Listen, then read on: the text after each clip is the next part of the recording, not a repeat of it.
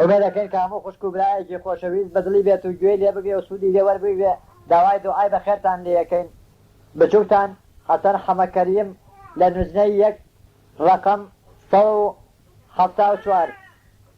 بەلەنجەکردن ناسک ساقیان شەرابیان ئەدامە پاڵەوانە ساقی سیمەندامە تورکی و ماچینی خزمەتکارچیانن هزارە مشتری ئای لەو مەیە و لەو پەنجەی ساقی بە نەشەی شەراب ڕۆحە بێباقی پیاڵەیان ئەفران لە دەستی یارانەیاندا بە لێو وەک زیارەتکەران بە چاوی ساقی پیاڵەی مەی بەدەست هەموو سەرخۆش بوون دێوانە و سەرمەز لەم وەقتی بەزم و بادنوەشینا ئیرادیدەی یار کەس نەدینە لەپڕ پەردەدار پەردەی هەڵداوە و سوژەی هەرزی بردە ڕوو بە ڕوویشاوە سەری هەڵبڕی عەرزی شایی کرد بۆ حزوری شائزم خوازی کرد وەتی پادشام سەرکە زەرمەنیان ئالی سەرحەدی ئێران و توران وەستاون لە دوور ئیزن ئەخوازن بۆ حزوری شاگر چاوەڕوانێن ئەگەر ئیزنەدا شای ساحەب هونەر بێنە خزمەتی فەقیران یەکسەر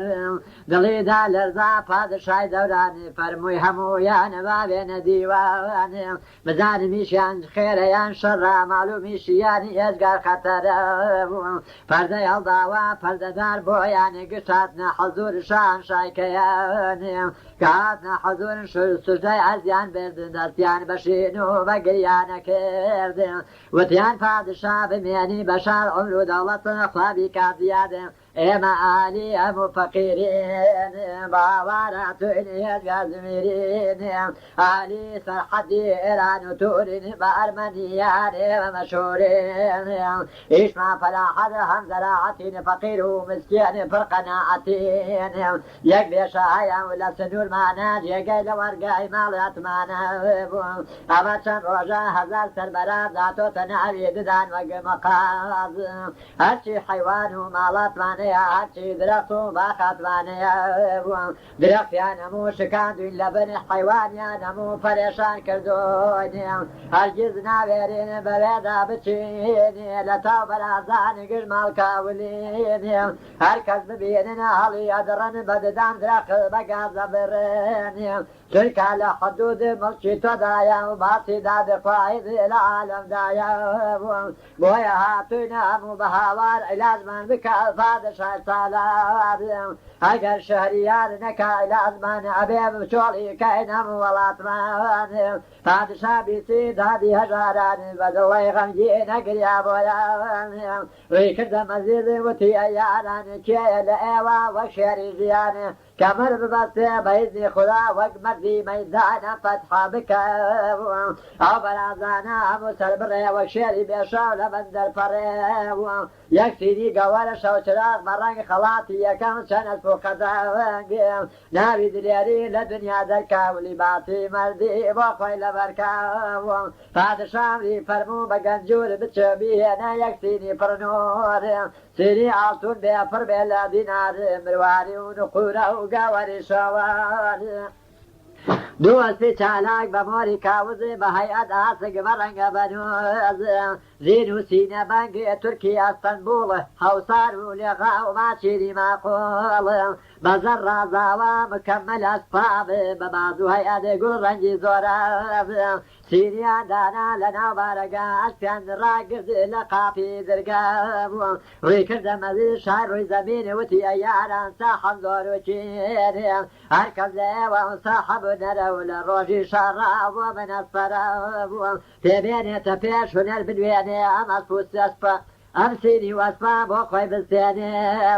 بچێ بۆ شەڕی ئەو بەرازانە ڕزگار کا لە غەمە فەقیرانە بووم گەنج و ماڵی من گشت پێشکەشی بێ و بادەی دلێری یاخوانۆشی بێ بووم هیچ کەس لە یاران مەزیدشینانێ نەیاندا جواب شان شایکەیانێ چوونی بێژن بۆ شەڕی بەرازان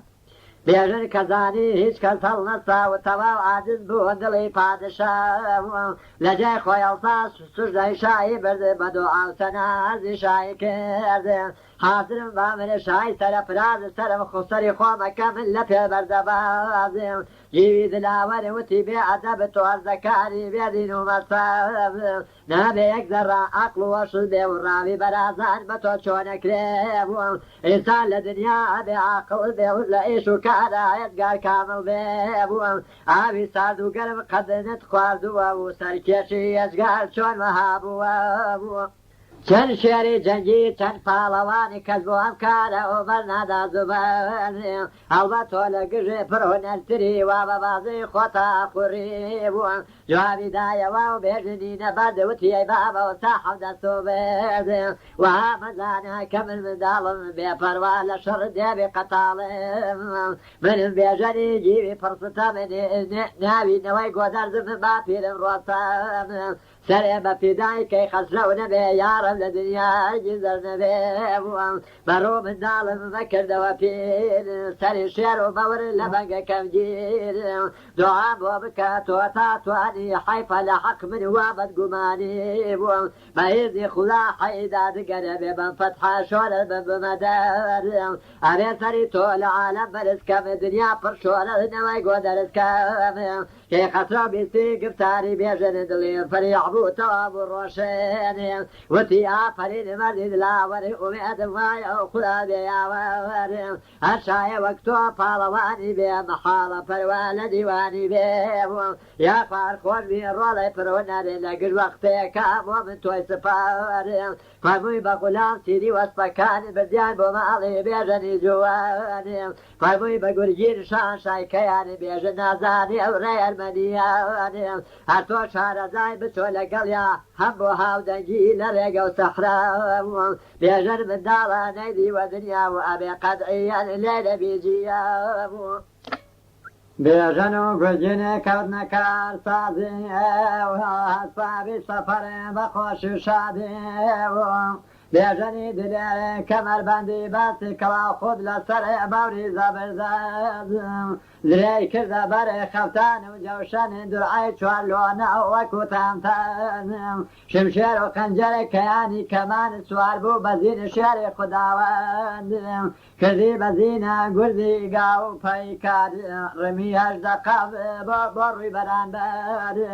تیرو تیر کشانی کردی بشانا شایی که قصره و ای که ماشالله دستی گودر زی ماش کرد لپیشاوند و آخوازی کرد لمجلیس و شاوند لگل گرگینا رویان لره کرد بکی و خوشی ریان تیا کرد بر روژیان کج هر روژه دو گور بشویان خود شیرانی پرزور بشو اخوتن تا وقتی بیان بر روژه بی لبیری چالو بیابان حتا گشتنی با بیشو مکان بگرگینی گودی بیجنی جوانی یکانی بو لایب سری بیشو تی تو بچو لبدانی شو منیش خواه مقام بناو بیشو چم بایزنی خدا قریان تی اقام لجر درتی من هرچی کدر چو توزو بی کجا و بطیری فرصاب ببیجنی ود گرگینی میلاد که قرار وابو لا شاید الشاد تو اکو سینی دوار گرتو خلات بو شارزای مناتو ملاد بو رگ زانین منی نادو و کی امن قولی راو کردو بیجن کبیسی گفتاری گرگین دنیای لتعبو مردی صاحب قین لكيبو شيلان شمشيري كشار كذا بيشا ونارتي كشاب براس لدنجي ناري بالوان سراسي مبونات ندر للاني فلا ماري داهبو بجاري بيجن بشمشيري كشتاري لقي جاي براس نارتي بيجن هاتب وجن بجولاتي ارماني لبر امري لفر بامری شای کار ساز بیشتر کوتاه لوتی یک براز زوری هالدری برازی مزار اما پالوانی ندی آزار یک شمشیری دال ملی براز بیشتری کد شیری سرفراز باقی برازان بیشتر تیانیش بزوری شمشیر هم یعنی کوزیم او بیشتر چما بو بوحی خوان لقیجای براز زربای سفشکیانی تا وقتی عصر شر شیری زمانه و یکی در نکد لو برازانه همود دانی شکاندن بگویر ذکردی حقبه بۆشە و گۆدەرێز لای پاڵەوانان هێرانی زەمین شۆرەتی دەرچێ و بێژنی پڕقین حیلەکردنی گورگین لە بێژن وەبردننی بۆ لای مەنیجە هاتەناو بێشا وەختێکە گورگین هەموو مەرازی بە کوژاوی دێن بێژن سەلامەت لە سەرکانی واوە خوێن لە خۆیە شوار مەردی پڕشتا بووە کردی ئافرینی بێژنی چالار دەمی بە دوعا کردەوە یەکجار ئایودی ماشەڵڵا ئەم فەتحەی بێژن لە دەست کەسایە و مەگەر پیلەتان یاخوا بمێنی تا دەوای دەوران لایەق بە تۆیەوە تەختی شایێران لە دڵی خۆیان کردی چەند خەیاڵ ئەیون لە لای شامن بووم بێ ئیقباڵ لە لای کەیخەسرا و باقی دلێران حەیای منە باڵ بێژەنی جوان ئەڵێ کە گورگینی یاریەی نەداوم بەتاقی تەنامر کرد و مەڕاوە وا چاکە فێڵێ بۆ بەرپاکەم بە دەردێکەوە مبتەلاکەم دووچار بێ بەدەڵ شایە فراسیاب ئیتر نەبیێنێ کەیخەسرا و من بەسەر بەرزی بۆ خۆم ڕابێرم ئیگینا لە لای شامەی ناژمێریەم فڕێدا لە دڵم ناموس و حەیا بۆ قیامەتی نەترسا لە خوڵاوم وتی بە بێژنی پاڵەوانی جەنگی کارێ تۆ کرد قەت نایکانە هاوانگێم تەپڵی دلێری لە عالەم زڕاند جەنگی دشمن بەگازەڵ کردراندێم ئەما من چەند وەخت لێرەدا بووم گشت ئەم وڵاتە و شارە زابووم لەگەڵ ڕۆستەم و جی و کۆسە هەم لەگەڵ تووس و لەگەڵ گۆشتە هەم بەشەو بە ڕۆژ شەرمان کردووە و ناوی دلێری و دەرمان کردووە باقی ئەزانم لە یەگەرز و جێ و لێرەوە دوورە و دوو سەعاتە ڕێبووم باقی وانیە و بەڕووی دنیاوە وەنواعی دەخت تێیان ڕواوە بووم هەموو بێشە و باخ ئاوی ڕەوانە و ئەڵەی باشی پڕخۆریانە بووم زەمیری مسکە هەوای ئەمەرە ئاوی ناوجۆگەی گوڵاو و ئەترا بووم داری پڕمیوە گوڵ و سەممەنە بوو ئەڵەی بتخانەی شاری ئەرمەنە بووم بلبل و قمری بەسەردارەوە و بە میسلی عاشقێ دەردەدارەوە هەر یەک بەنەوعێوەها ئەخوێنن جەرگی عاشقان بەچوی دەردێنێن جێگەی تەرانگا یەگا فتابە و باقی مەنیجەی ئەفراسیابە بووم دێتە ئەو باقا هەموو باران هەزار کەنیزەک شیرین ئازاران هەموو وەک قەمەر ساحەب جەماڵن وەگاتی خۆتەنێ پڕخت و خاڵێن یەجگار مەنیجەی کچی ئەفراسیاب خورشید لە ڕوویا چێتە حەجاب خۆری لە بەهەر نییە وەکو خۆیکی شازادەیە و عاشقە بەڕووی گەر بێت و بچینە فلسە بێنین چەندێ لەوانە و بەدی لە گرین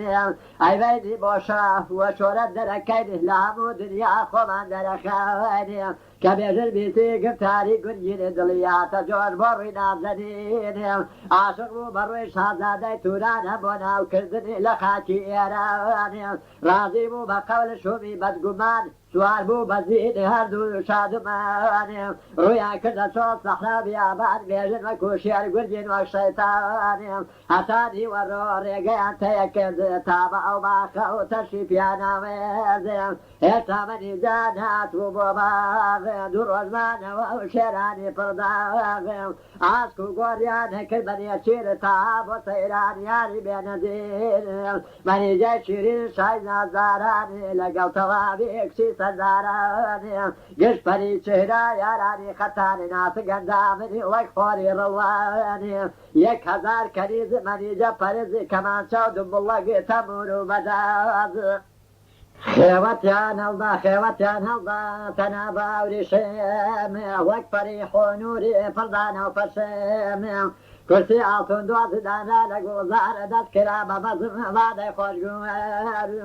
جەنگ و جوقانە و ساز و مۆسیقارێ لە ڕەقسی ساقی و نەڵی کرداوارێ گۆزار تەبدیل بوو بە باخی بەهەرێ خەلیلی ڕڵوانەوە تۆتە ئەودەرێ ئاوی حەیاتی ئەدا بە مردوو قومریان بە تاوەیان کرد قوقووە لە چەچەی بولبولێ بە دەردە ناوانات بۆ سەما دڵی غەزاڵانێ کەزانی خەبەر مەردێ پڕەت مەفتون بە بێژنی وز سەیران کەراتۆن تەکبیر چیە و دلێری کەیان ئەبێ چۆن زەفەر بێنین پێیان بە بێژنی ود مەردی حیلەکار ئەتۆ لە پێشاو بچۆرە گوڵزار بزانە پیاون زۆرن یا کەمن هەمدی قەڵ بگرە و کە چۆنە خەوێن ڕێگەی ئەبین بە شارەزا و ئەما دەخی لەو نەبی ئاشکرا جاسوسی بکە و لە پەناوە وەختی خۆراوە و بگەڕێ دواوە ئەوسا کە شەو هات دنیا بوو ماتە هەڵمەتیانە دەینێ وەک شێری ئەرقام مەنی جەوهەرچی بەدەستمان کەوێ و ئەیان فڕێنی هیچ غەم نەبێ بێژەنی دلێر ڕاندە وەرزەکار بڕوای کرد بە قەول مەردی حیلەکار خۆی ڕازاندەوە وەک شازادەی چینجلی ئاوری شم تاج و ئەرەقچینێ کاکۆڵی وەک فەڕێ هەمای سەر شاخانێ بە دەوری تازەوە مویکردن پەخشانێ تاوقی جەواهێر کردیە گەزنی دایک نەبێنێ ڕۆژی مردنی بۆ نجینی گەوەرە کردیە پەنجاب بە پەنجەی گەوەر مانگە کارەنجە بووە کردی بەخۆیان ئەت و گوڵاڵان بەبێ ئیشارە و دڵدێتە جەولان وەک زاوا بچێن بۆ حوزەی زەفاف سوار بوو بەزین شێری بێگەزاو دۆ ئافایی کردی مەردی پڕکەماڵ ڕووی کردە گوڵزار وەکو ماشەماڵ گەیشتە گوڵزار لە بن یەک سەوڵاو گەیشتە گوڵزار لە بن یەک سەوڵاو دابەزی لە زیێنی شێری سەفەناو هەستی بەستەوە داری لە سێبار ڕوو بەڕووی خێوەڵمەنی زەیدولبار کە دیقەتی گرتی گشت باخ و گوڵزار وەک پەری تاوز پڕ نەشۆنیگەر وەک ڕۆ حەفزای خەرامانی چینی یاباخی ئیران شەدادی بێدین پۆل پۆل نازاران وەک پۆلی کۆتر هەڵپەرکێیانە و یەک لە یەک جوانتر لەلایە دەنگی جوق و جەقانە لەلایە گۆرانی کزەی جەرگانە لەلایەکی تر مادەنۆشینە و زڕەی پیاڵەیە و ئەم پێکەنینە لەلایە کزەی گۆر بژاندنە بۆ مەزای شەرابە بۆ خواردنە لەلایە قرچەی دڵشکاندنە و سۆزی عاشقان ئەم غەم خواردنە لەسەر تەختی زەڕمەنی جەینازار نیشتووە بە تەمکین پڕ شەرت و ویقار ڕووی هەروەکو خۆر ئەدرەوشێتەوە و یا پشکۆ بەبای دڵگەشێتەوە چاوە گەسێرەی مریخ گەلاوێش بۆ دڵی عاشق شۆلەی گەرمی ڕێژ تەوێڵ وەک مەرجان لالی ئێمەنی برۆوەکی کەمان شایی کەیانی بووم بژۆڵە وەکو تیری جگەر سۆز بۆنە وەک خورشید دڵی عاشق سۆز دەمی وە گەوەرە ددان مرواری ئاوی دەم شیرین وەک شەکرباری بووە لێوی قەیتانی بەسەر چەناکە و مەمی مرادە و بۆ عاشق چاکە بووە گەردن هەروەکو هەتێرەی ئەقرەب بەزەردی وەکو نارنج و غەبغەب دوو گۆی سەر بەمۆر لە تەختی سینە و بۆ دەستی شان زۆر بێقەرینە بووە سەریان هەڵداوە هەروەکو گۆی ئادی یاد و پڕتەقاڵ یاد و گۆی سەرتاج زوڵف کەمەندی دڵی دەردەدار بەبێ ئیشارە و دڵ دێنێتە خوارێ پیاڵەی شەرابی گرتووە بەدەست جار زارقمێکی لێ ئەدا بەقاز بێژەنی دلێر هەرچەند تێفکری و هۆشی ناماوە بوو سەرسەری بووم دابوویە بەر نەزەر هەموو ئازایار جار جارەی کێشا هەناسا نەزار خەیاڵی ئەکرد چۆن دەگیری کەمی لە بەندی ئەشقا چۆن زنجیری کەم مەنیجای نازار چاویە گێڕا بە بن درەختا و بەناو گوڵزارە بووم سەیری کرد پیاوێ بێگانە و نەناز لە بندارێکە وەگرێمی قازم بەرەو ڕووی ئەوە و لە کەمینایە و دیارە نیشانەی دلێری تایە بووە بەڕووەکە زۆرا بن ڕۆستەمە نوێنێ جەرگی دڵداران بەچنگ دەردێنێ نەتام نەڕۆستەمە هیچ کە جوانیە و جوانی وەکو خۆی لە دنیانیە پشتی بە کەمەر مەردی بەستووە و تیری عاشقی بەدەستگرتووە وەک ڕەشی ڕۆستەمە ئەستێ لەولاوە و بە بەند و زنجیر محکەم کراوە عاشق بوو بەڕووی ئەو پیاوەی نەناز نەما لە دڵیا و جێش و حواز وتی ئەیدایە لە ژێرە و دارە و پیاوێت سكينة نازلة من ديارهم بچۆ بزانێ لەکوێوە هاتووە پەریەدێوە یاخود جادووە بوو یا سیاوەخشانەوەی کەیانە و بزانێ عیسا یا شای کەنعانە بووە هەرچی شازادە هەیە لە دنیا هەموو لە تاو من بوو شێت و شەیدا بووە هێشتا بە هیچیان نەبووم ڕازی ڕام نەگرتوونی بە خزمەتکاری بووە وها شەیدا بووم بۆ ئەو جوانە بوو نەواشم ماوە و نەڕاو نیشانە بووە بزانە بۆچی هاتۆتە ئێرە و چکاری هەیە شەڕە یا خێرە بووە لەکوێوە هاتووە تایە پەیکێیە و بۆچی هاتۆتەوە ئەمە خوجێیە بووە دایە کە بیستی گفتاری نازدار هاتە لای بێژنی دایە حیلەکار سەلامی لێکرد بەسەد حیلە و ناس هەم بە خێراتن شێری سەرەفراز قسەی منی جای گر بۆ کرد بەیانی لە عاشقی دلبەر تەواو تێگەیان بێژن کە بیستی سەلامی دلبەر دڵیاتە جۆر وەکوت سەماوەر وتی ئەیدایە حەکیمی کارم نەسەیا وەخشم نەزاد و کارم نەپەریم نەدێو نەجی نە عیسای مریەم بێژنی گیوم کچە زای ڕۆستام مەشهورە ناو شێر بەچەی ئێرانی هاتووم بۆ شەڕی جەمعی بەرازان کوشتم بەرا بە شمشێر هەموو بەرازان ددانیان ئەمەم بۆ لای شایکەیان بیستومە بەعسی کچی ئەفراسیان بێزار بووم لە ڕووی شاو و دایک و بابم لە تاو منیجا و دنیام لێتارە بووە بۆیە هاتوو بۆ ئەماخ و گوڵزارە بووە ئەگەر بێت و تۆ ئیمدادم بکەی بە وەسڵی دلبەر دڵشادم بکەی دڵی منیجام بۆ ڕامبێنی لەم بەندی دەردا من دەربێنی بووە ئەوەندە گەنج و ماڵ ئاتون و گەوەر ئەباشم بە تۆ هەم ڕۆح و ئەمتار چەندانە گەوەر بەخشی بەدایە گەڕایە دواوە و دایە فڕمایە بووە سوژەی هەرزی بردن لە ڕووی دولبەردا بۆ گێڕایەوە تەوا ماجەرەوە هەمووی بەیان کرد ئەحواڵی بێژنی مەنیجە بیستی دڵی بۆ ڕۆشێنێ ماسی بەدایە چەند بەخشی بەدایە چەندانە گەوەر کردی ئافەریندایە فڕۆنەرێ وتی ئەیدایە زوو ببەڕەوە بێنێ بۆ کێوە شازادە ئێرانێ ڕۆح و سەری منی سەرگەردانی بێ شایە فراسیان بە قوربانی بێ بووە منی بێژنی واو تەنیشتم بێبوون کەی ئەبێ پەروامی لە شایچینم بێبوون بێتە خەزورم ئەبەی کە ڕۆستم لە ئەفراسیە بچ خۆپێ ئەکەم دایە هاتەوە و مژدەی بۆ هاورد گفتاری یاری گر بۆ بەیان کردم بێژن کە بیستی گفتاری دلبەر کردی شکرانە و بێ حەد و قەدەر ئەسپی بەجێهێژ ڕووی کردە خێوەت ها بە پیریەوە و یار بەبێ زەحمەت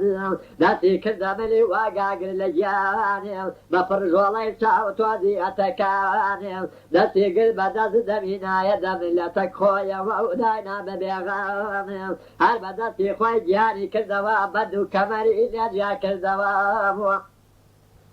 فەرمووی بە غولام تەعامیان هاورد ئەنواعی تەعام نوێشی گیانیان کرد لە دوای تەعامات ئاوردیان شەراب مەزەی ترش و سوێر هەم گۆشت و کەباب جەنگ و جوقەنە و ساز و مۆسیقار دڵی هەزار زەزارە بۆ خوازگار هەتا ئێوارە و بەزم و سەیران بوو سەدای سەفتور و بادە نۆشان بوو شەو تا سەعات سێ بەکەیف و خۆشی و یاریانە کرد بە بادە نۆشی بوو لە دوای سەعات سێ تەواو کەنیزان خێوەتیان چۆڵ کردی بۆ شای نازارانێ ئەسبابی خەویانێ بۆ کردن حازر چوونە ناو جێگا دویان دویاوارێ حرفی دڵداری ڕابوو لە بەینا دەست لە ناوی دەستدەم لە ناو دەمدا دەمێ یاری بوو دەمێ ماچکردن تاوەقتی بەیان هەرگیز نەخەوتن ئەما بێغێری یاری و دەستبازی نەبوو لە بەینا ویشقی لە سازی بووە پێشە و سێ ڕۆژوار ڕایان بوارد بەمەزم و یاری شەرابیانە خوارد قەتعیەن بێژنی نەیاوردە یاد نەگی و نەگۆ دەرز نەشایی دڵشاد لە دوای سێ ڕۆژە و مەحبوبی تابان یەک تاقیبان کرد بە جێگەی پەنانێ بێهۆشکردنی بێژن بە تەکبیری مەنیجە و بردنی بۆ توران و گرفتاربوونی بەدەستی ئەفراسیاب وتی ئەی تاقی نازانی بێژن بە داڕووی بێهۆشی بکەنێ تاقیان بیستیان شەرابیان هاورد فەرداقی بێژن ڕومانیان پێکرد بێژن سەرخۆشی ماشقی نیگار بوو زەهر و شەراب لای وەک یەک دیار بوو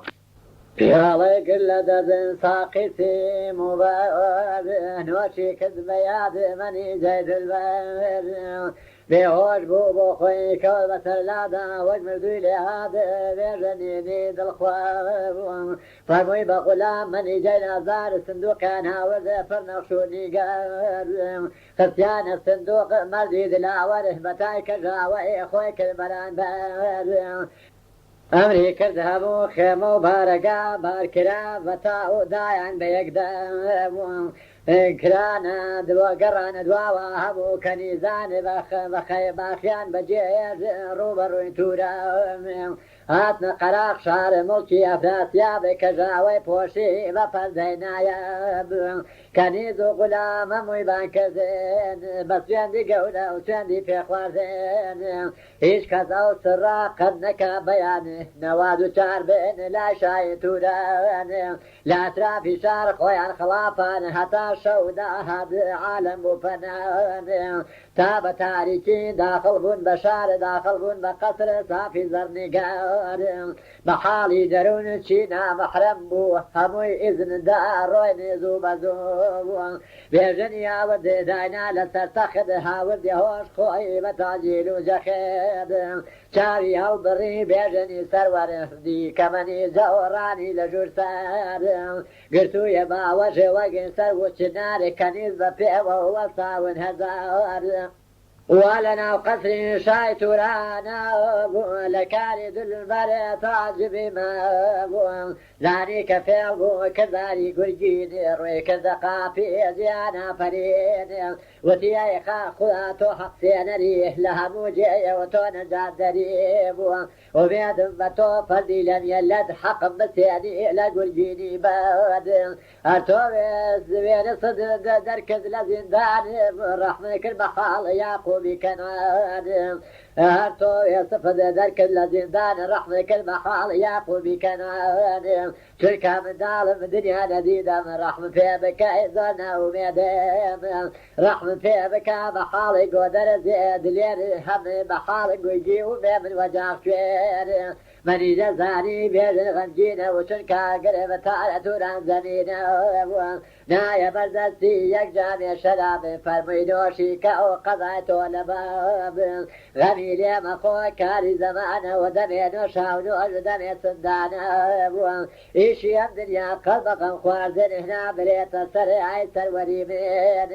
من عاشقي توم بوشي أخوي غامي شباك ذا يولى سفا حشامي أقرأ في أسياب بزاني بكاري روحي خوم وطو أكم ببني نقول سار أنا روحي خوم في روحي تو أخم من لفيتو دا خوبك وجد بدامي كبايا كوابتي نجا قاقب وشي غم خوي أشاي شالاقم بيجن كبيتي قبتاري نقار دليات جي بحبو حرفي دلدار داتي بالفعلي لدى البرقير ناي بدليدي ونوشي دياني كير كنيزتي كذب لنجا كذن تاقو بيالا كوتن سور خواردين شور روش خريق ياري وبزنبون بيفروا لكاري عزم جزنبون سير كان لكاري شرقي كالرفتار تاصل لقل كزنا بفايا دار بيابي كيفتنا لبي خدامو محرم بحرم أفراسيابو فريك وتدوري تلاري دلباب ولا تجيب المصاص ليها تدور لفنان وقلت جاسوسي هتا بيجني نوجواني ديبوب لقلبني زاد الزملانا بفروا لقيني شايت ورانا فرسيلة يكيام بيا وكيا وكيا وشكارا وولاتي كيا شونها توتا حرمي شاوا بودتي لقزني دل براوا بويان بيان كرد توالي أحوال أما بيجنو نويجي وزاوال لقلبني جان لباخو قوزار عاشق من بيك دوياري دلدار جرايا نما تواو ما جرا فيتنا كبيسي ودليتي قالاو زورت السليني شيلك وشتني خوف عشاب زاني وبيكار انجرو هیچ چارەی نەدی غەیری خەبەزان ڕۆی بۆ بارەکە وەگاگر لە گیای پەردەی هەڵداوە سوژدەی شایی بردی هیچ کەس نەیزانی و عەرزی شایەکەی وتی مەنیجا چووە بۆ سەیرە بێژەری جیوی دلێری ئێرە عاشقی بووە هێناویە پەردا ئێستا زاوایەوە پێم بدە مژدە ئەفراسیا بیستی ئەو بەخت و خەبەری لە گیانی عارەق شەرماتەدا بووی وەکو نەشتەر دەرچوو لە لیباز وتی یا ڕەبی خودای هەقێشنە بە هیچ کەسی نەدەی کرد لە دنیادا ڕووزەردیە کردی بە هەر کەسێ بێدا لەوێ حاضر بوو شێری قارخان وتی تەکبیرم بۆ بکە بەیادێ قارخان وتی ئەی عەلی ئەی شای عالەم بەبێ ئیسفال بوونی من حکم ناکەوە تحقیقی بکە تەواوی کرداری تەکبیر ئاسانەوە ئەی شای سالار نابێ بە قسەی غولامی بێدینی شەڕاش کراکەینە ئەمڕسوا ببیونێ شاریان بیسی حرفی قارخانی قاری گرتە دڵێ وەگای شێریژیە ڕووی کردە مەزیزی گرشزوی مەرد لەوێ حاضر بوو بەبێ دەستوو بێ وتی گرشویزی سەر کە زەمانە هەر بە مرادی شای ئێرانە ئەمەموو ڕەنجا پێمانە کێشنی یەکێ وەک سۆرخاب بەناحەقە کوژێ چەند جار ماڵمانی کردیانی وێران چەند کەسمانی کوژا بەدەستی ئێرە هێشتا بێپەروا دێن لە حەرەمە ناموسوانە بن لە مڵکی دنیا یەک هەزار سوارەم و پاڵەوانی ببە لەگەڵ خۆز و ببەڕەوە بگرە چوار دەوری قەسری ئەو قەحبە وێرانی بکەوە بەلوتی حەربە بگرە بێژەنی زۆڵی نابەکارە دەسووی دەستی ببەسە سەر ڕۆت و ملخوا ڕاکێشە بە زۆرە تا بارەگار ڕەخمی پێ نەکەی سەگی ڕوسیە گەشەوێت بیسی سوار بوو بەزیری یەک هەزار نەفەرێ ساحەب زۆر و قیونێ دەوری قەسیان گردی لە هەر چوار لاوە و دایان لە قاپی کراوە گەشەوێت داخڵە قەسر و ئەیوان بوو دەنگی بەزم و ساز مادە نۆشان بوو لە قاپی بێژەنێ قاپی لە بێژنێ هەم لە مەریجە گردێ کەمەند و خنجەرە شێری بەدەستگی سەیری کرد بێژنێ لەسەر سەختی زەڕێ نۆشان نۆشێتی بێخۆف و خەتەوە سێسەد کەنیزەگەی تەمبور و ڕووبە لێ ئەدەر بادەوەی لێ ئەدەر بە یادی شایە فاسیە بعدا ئەگێڕنێ بە پەنجە ساقی هۆش لە لای کەسیان نەماوە باقی بوو نارەتای کێشا گرشویزی بەقال گوتی ئەی ناپاگی شومی بسیاتە بۆرێ کەوتیە چنگاڵن شێری شێران خۆرت چۆن ڕەخ لە دەستم دەرەکەی بە زۆر بۆرێ بێژنی دلێرە هیچگار بوو ماتە من بێ ئەسڵاحە بەچی شەڕێ بێکە گورزم پێ لەجیو لە گۆدەرزنە کەسێ گوشوادی نییە لەگەڵم بێ بۆ ئیمدادی بووم نە ئەسفم پێیە نە گۆرز و نەتیر غێری خودانی مەدادگیر لیباسی شەوی هەر لە بەرابوو بوو یەگانە قچیری لەسەر سەرێ بوو سۆلی سەر پێ بەسەر پێوە بوو یە خەنجێر نەبێ و هیچی پێ نەبوو خەنجێری هەڵگردی گرتی بەدەستی قاپی لێگرتن هەر بەسەر بەسێ بووم وتی گرشویز ئەمن بێژەنم ئەولادی گۆدەرە زەمپی لە تەنێ بووم نەوەی گیشوادم تا حەب تێغ و گورز لە شارەتابی زەربەمی وێرانەوە ئەلبرز قەسەم بە خالق عەرز و ئاسمان پێبێنێتە پێش هەر کەس پاڵەوە بێگیانی یەکەم بە زەربی خەنجەرێ تا ڕۆحم تیابێ و پشت ناکەم لە شەڕ ئێستا نەکبەتی تۆ بەشانم تۆ خۆ دەزانی چەند پاڵەوانێ بووم گەر بە نامەزی نەیەتە سەرم بۆ دەفڕێ ئەدەم ئێستا خەنجەرێ بووم ببەرە لایشە عوزرم بخوازەوە ڕجام بۆ بکەوە بەبێ نازە بووم وئیلا بە زۆرت من نابم دەستگیر هەر بە خەنجێرەوە ئەتان کەمێ زەوی بووم گەشەوی زانی قەت بە شەڕێ کردین بۆیان ناگیرێ تا ڕۆژی مێزێنێ چەند سوێندی بۆ خوارد دڵی نەرم کرد ئەمین بووەوە شێری ڕووی نەبات لەلایە براسیا بە عمری بخوازێ ڕجای بۆ بکات هەرچەند بتوانێ بوو خنجێری دانا بێژن وەک بەور هاتە پێشەوە گرشزی گاوێر بەڕەوتی زنجیرە دەست و باڵی بەس پاڵەوان گرتیان بەوری زەبردەفز هونەر بێ قەدرە کە نەکبەتی کەس ڕزگار نابێت لە دەستەغێ دیراد چەند ڕۆژ تەمانی گرتووە بە کەمەند سەری چەندی شێری ئاوردا ژێربەند چەند شای و خۆشی کرد بە واوەیلا چەند دڵدارانی کرد لە یەکی جیە بووە بزیان بۆ حزوری شایە فراسیاب بە جەستەی ئۆریانی دوو چاوی پڕ ئاب کە هاتە ڕووی شا سژدە ئەرزی برد بە دوعاو تەنە ئەرزی شایی کرد وتی پادشان خۆت تەماشاکە و حکمی عەداڵەت لە بەینا بکە نەمن لە بکارە خەتام کردووە و هیچ کەس لە بەینا گوناهکار نەبووە هاتم بۆ ئەرمەنێ بۆ دەمعی بەرازێ لە دوای کوشتنیان ڕاوم کردێ بە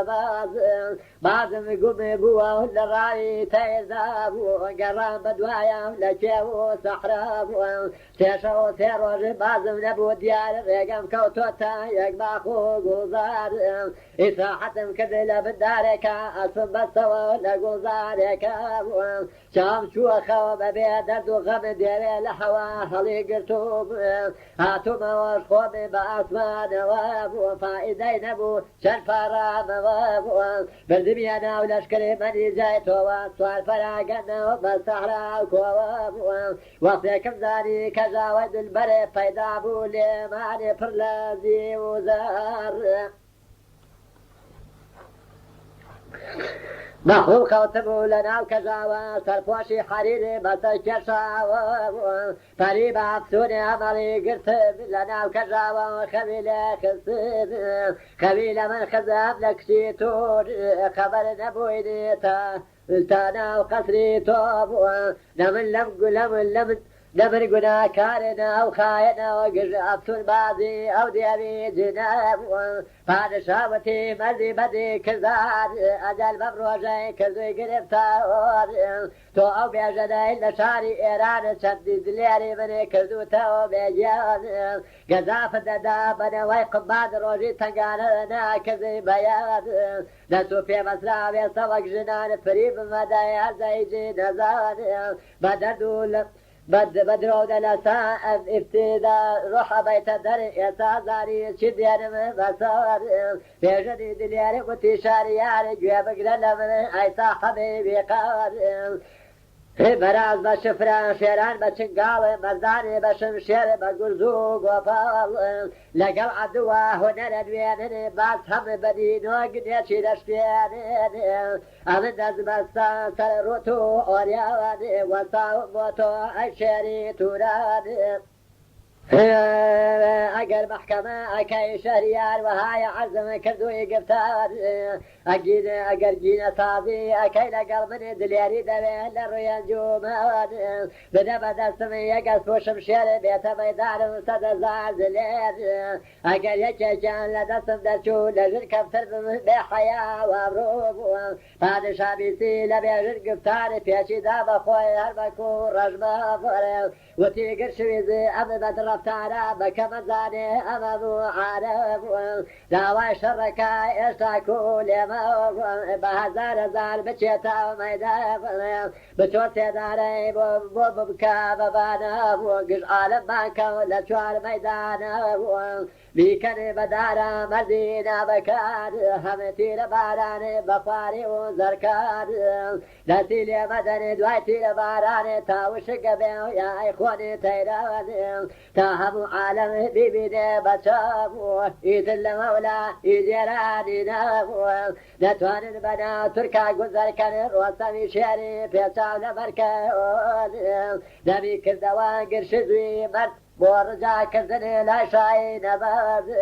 وتي بيعدب قلبك قفتار اللي فيش بيجنا تو كم بدا فريم داري كان كارجا وشفاعة برديت شوار ميدان شيري شجاعي ودين ورديانا در مردي قصد ضلك آبي شاوي أبو بكر قولين روي كرد آسمان وتي أي خدا تو فرياد رسي لا تنقانا دافون تقديري تو يا لا تقديري تو هرجزانا لنشاي شورون بالرحمن علم تو خود زاني أبن خجال للايين ديفون لمزيد شالاي فاوانان تانم ليدن شرادي يرفون جيبي هنر مد همي لقل قدرس أبي صداخن روكنا وأريز هاي بخوش بين دلي دشمن من تانم لي بدن لدواي من دنيم هاي فبيباش بمن لمزليسي شاح هاي فنابين شرادي يجابو حيفا نبين مدي داري باوكي هرشي ودبكان بيتاري دايكي حيفا بجواني هنا ومدي من حيفا بوضغطوها من مدي من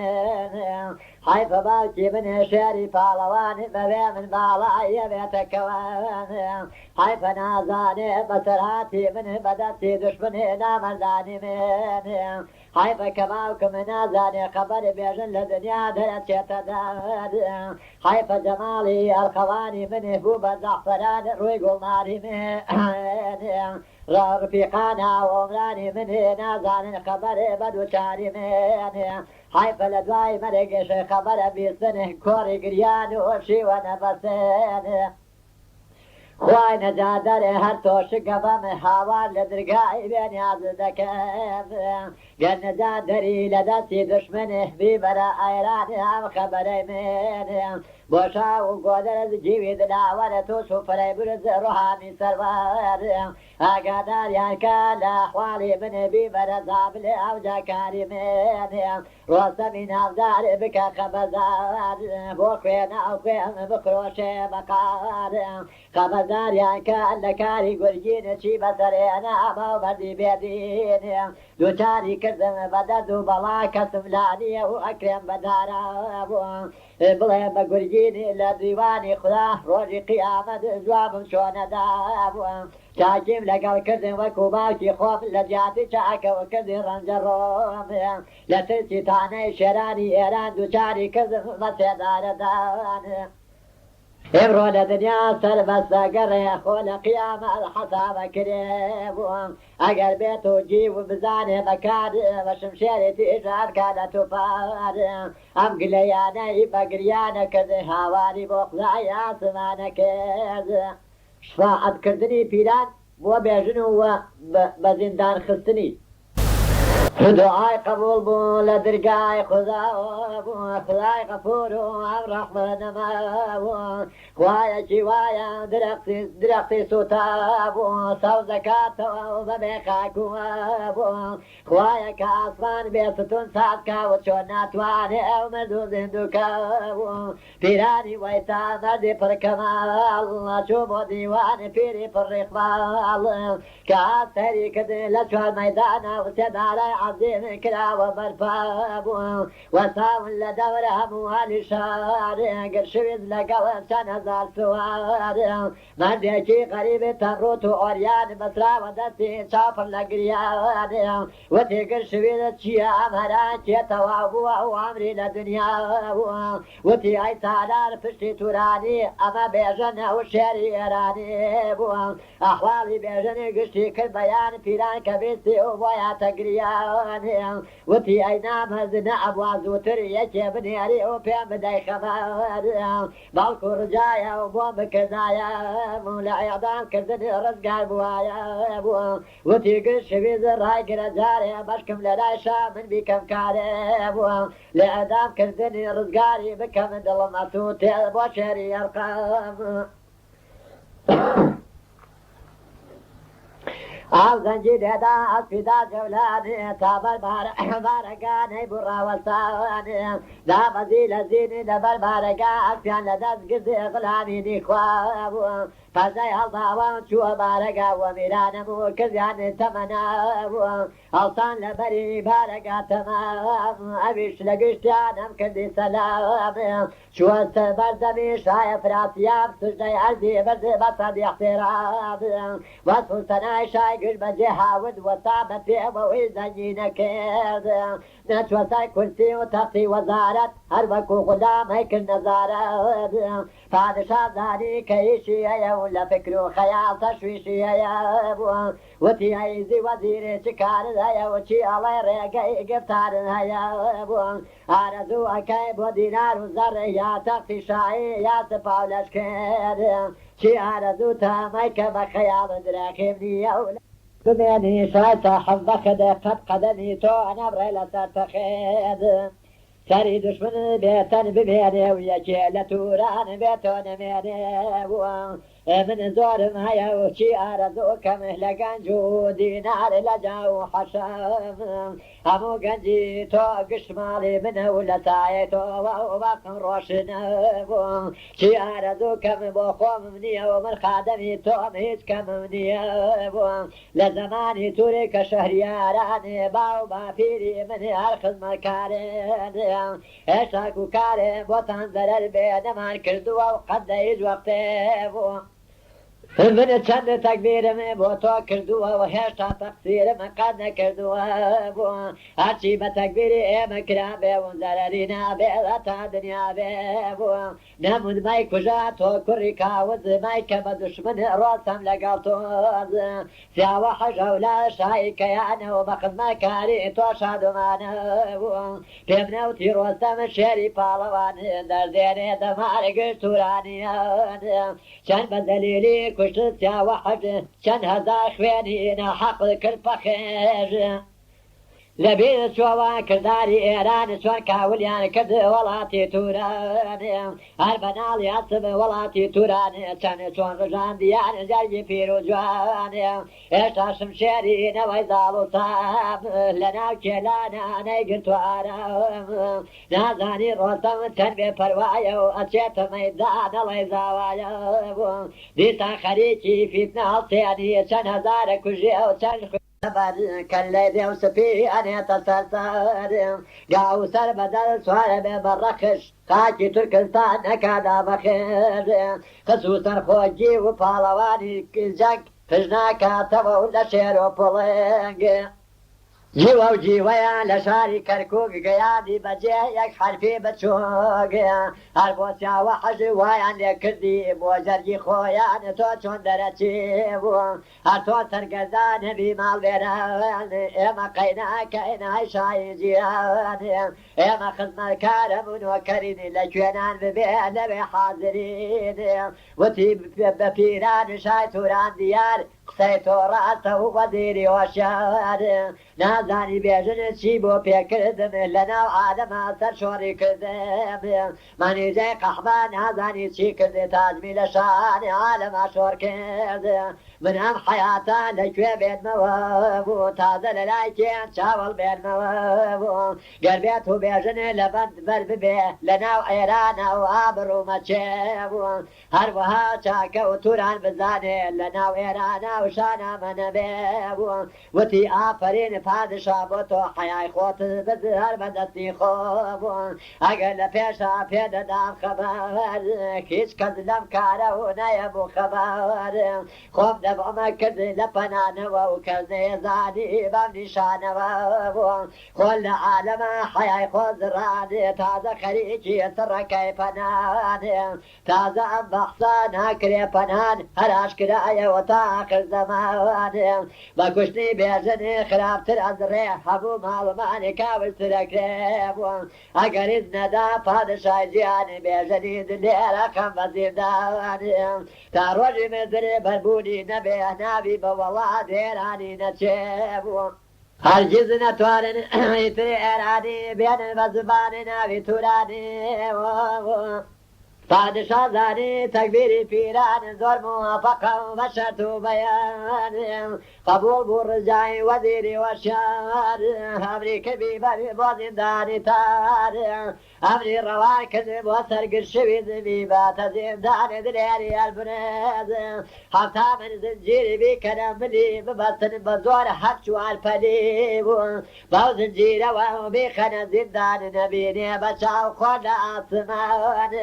ئەم سێفیل بکەن بە تەختە ڕەوان بچن بۆ بەردی کەیانی ئەکوان کە نابوویە سەرچاڵ ئەوە ژەنگی جاد و خەتاک و نەمرد نەجاتی نەبوو بیخەنە سەردەمە زیندانی بێژن لەبەر هەناسا کونێکی تێکەوان